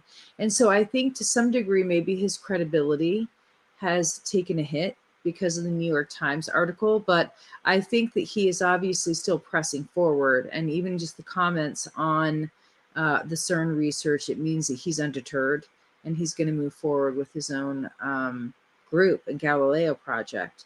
So CERN is, you know, that collider, that hadron collider has had so much press in the past, but I have never seen the UFO or UAP world merge with that research. So that's what's interesting and novel about Avi Loeb's comments, that they're connecting it. I think it's absolutely amazing if this does come to fruition, because I mean, we're already believing that, you know, there are extra dimensions out there, and if we can figure out a way that the ETs or the spacecraft are getting into our planet or coming from wherever to get to us as quickly as they can, I mean, it would be a major breakthrough. It would. What in the space that I was listening to, there was a really articulate physicist on it talking about not necessarily, I guess he was talking about the Hadron Collider and Avi Loeb. So he was talking about time and the different types of dimensions, that it wasn't interdimensional, that they had figured that already, but that he went into how time works and all of this. And it was a really great space to listen to because he broke down in a really articulate and eloquent way about time, and also AI and how AI might be connected with this.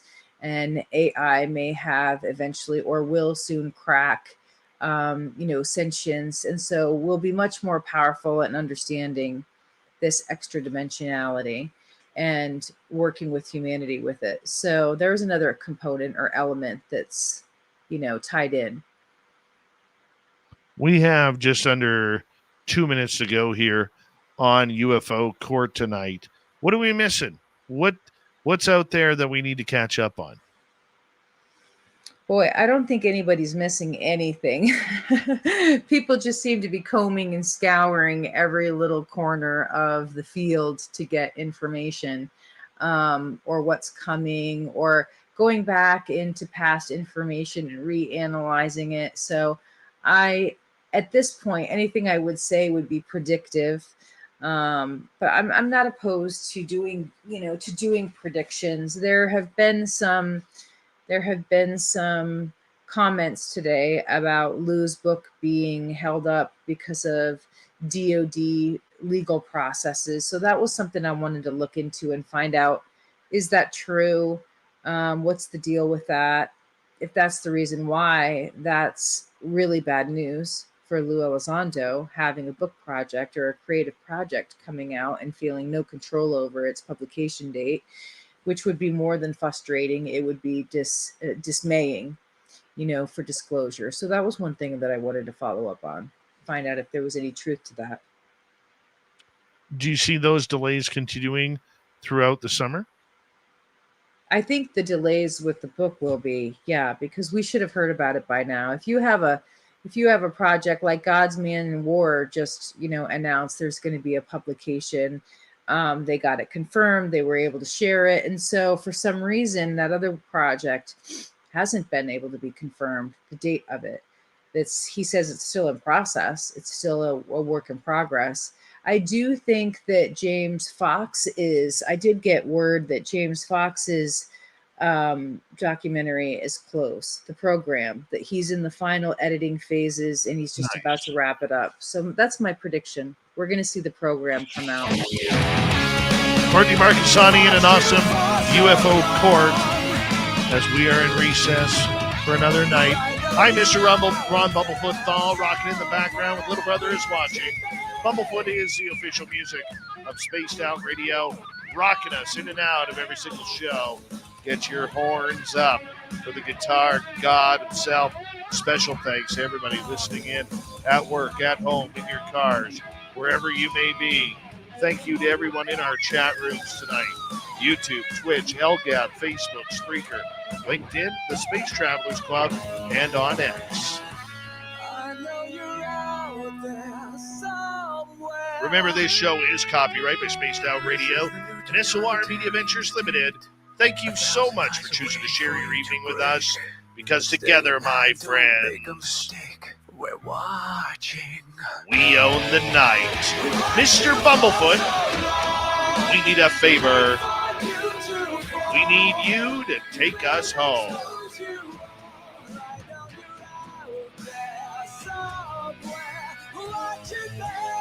Yes, the Woo train has docked for the night, but soon, my friends, we shall ride again. Seats are always available. Your tickets never expire. And if you want to bring a friend, we've got room for them too. Good night.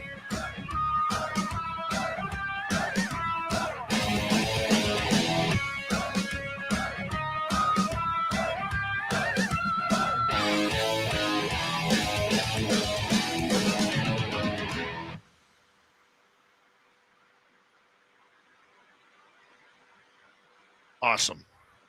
Awesome. Yay. Awesome. Yay. And congratulations on your anniversary. What a special day today is. Thank you. And good for you for acknowledging it and the importance of it in your life. Yeah. It's going to be good. It's going to be very, very, very, very good. I'm happy about it. Very happy. Well, and I'm happy for you that it was a good experience, and that you took positive from it, and look at it as a positive experience. Oh, I totally do. I just wish they would let me fly the craft. That's all I want. Just want to fly the craft. Who's to say that you haven't? Well, they haven't given me recall on it yet. Well, that might come. Hopefully. Yeah. Hopefully. Have you done any hypnosis? Yes, Yeah. I have. Okay. And it is something that got some weird answers on that one. Hypnosis can be weird. Yeah. Did you Totally. felt like when you went under, time stopped, that you noticed time changes and shifts when you were in hypnosis versus when you were out, or no? I thought I was out for about 20 minutes, and apparently I was out for 2 hours. Wow. Well, that would be a time distortion. There you go. So, highly hypnotizable, we would say that on the hypnotizability scale. Mm-hmm. That's Mhm. exactly it. And I snore a lot. I did. Through it. Did you? You snored through it. Oh, yeah. I was Wow, out. you went deep. I went totally deep. Totally deep. Blame Geraldine Orozco. That's Well, what I did. want to look into her work, more of her work. I've been working on my hypnosis with my PhD, and I just have one more level to go. I'm like intermediate right now. When I finish the third, I'll be advanced and have the top qualification in the country for clinical hypnosis. So I'm going to keep going with it, but I want to hear about her methods because I know about Yvonne Smith and I know about other people's methods and how they do hypnosis, but I don't know about Geraldine's. I actually sent you a note about it a long time ago and you never respond back to me. And I was like, oh, again, I thought wow, I did. Dave, you're so protective. Like, help out. I'm protective of you guys. I get it. Yeah, I'll get you Geraldine stuff. No, that's okay. I'm sure that I'll run across it. You don't have to do She'll be in anything Reno. now. She'll be in Reno. Yeah, that's what I figured. If it's meant to be, it's meant to be, right? Let the flow bring you to who you're supposed to be with. We'll I'm make it- trying not to push stuff as much anymore. We'll make it be, I promise you. Yes. I want to be your first patient. Mm-hmm. Well, I've had a bunch of patients already, just from having to do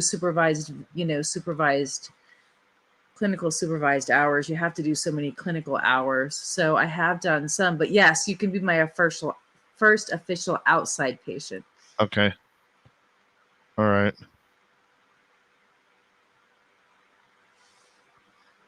Aren't you happy I took my nap before SOR? Yes, your hair looks great too. Yeah. Garnier Fructis. Can't make this stuff up. Ricky. Can't make this stuff up. Garnier Fructis. You can get it at the grocery store. I get what do I don't even know what kind I use. Does it smell good? What's your flavor? Garnier Fructis. Yes, it smells very pleasant. It's like fruity, but a little botanical. The best combination. Mine is, I don't even know what mine smells like, but I know it does have a scent of tea tree oil in it. Oh, yeah. I love the tingly stuff when it gets all tingly. And you guys in BC have Lush, and it's the real stuff. It's like the actual raw botanicals. You guys can go and get Lush in your stores in BC, and it's raw. Do you want me to bring you some down? No, that's okay. I've done Lush. I'm okay. But thank you so much for offering. I used to be a big Lush BC fan. When I lived in Seattle, I would actually go to Lush and get the real stuff because I'm such a freak. Rock and roll. Granola is how my mom calls it. You're such a granola. You're such a tree hugger. Are you? Are you a tree hugger? No, I'm not really. Not when it comes down to it. I'm not as granola as most of the real Earth first people are. Those people are insane. I'm not that far out. I think that's called the Canadian government. Earth first. They're radical, man. Earth first is radical. You should look them up. They're spaced out. I was talking more about the about the insane part. Yeah, well, that's why I like Canada.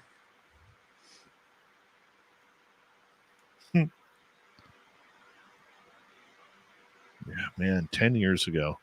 I know. Doesn't it go by in a blink? Yeah. My son was a baby when that happened. Did you find it hard to adjust at all after that happened, coming back into routine life, or no? I still haven't adjusted.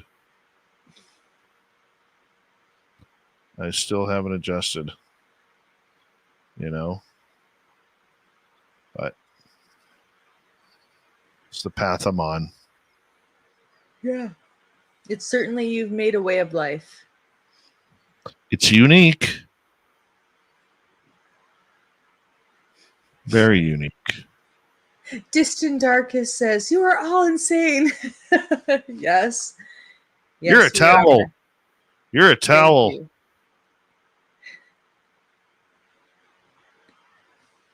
When in doubt, you're a towel. And if you get that, we can be friends.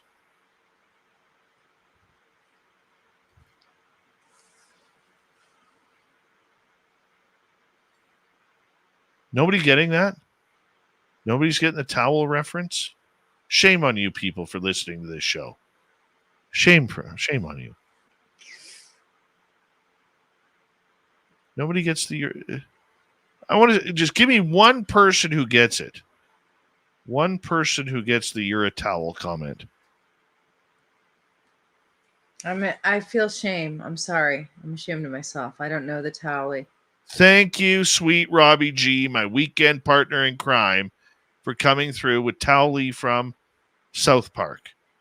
When everybody insulted him, he would just say, "You're a towel." I'm going to start doing it too. You're a towel.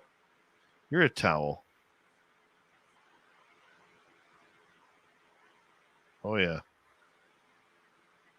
That's just... Thank you. Sweet Robbie G, this is how I know you got my back, man. This is how I know you got my back on the weekends. This is why I can relax in life. This guy's a sweet Robbie G right there. And I know he's sitting back in his chair right now, taking a pull on his vape and saying, "Hell yeah, Davey. Hell yeah." I know it. I know it. See? What did I just say? Right there. There. It's my man, Sweets. Hold on. Did I cut this off?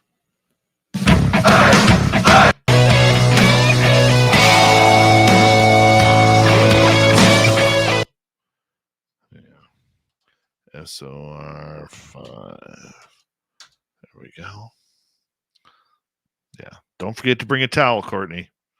Wherever you go, you should always have a towel. Did Courtney freeze up on us? I think she froze up on us. Let's see how long we can keep her frozen there. Or did I freeze up?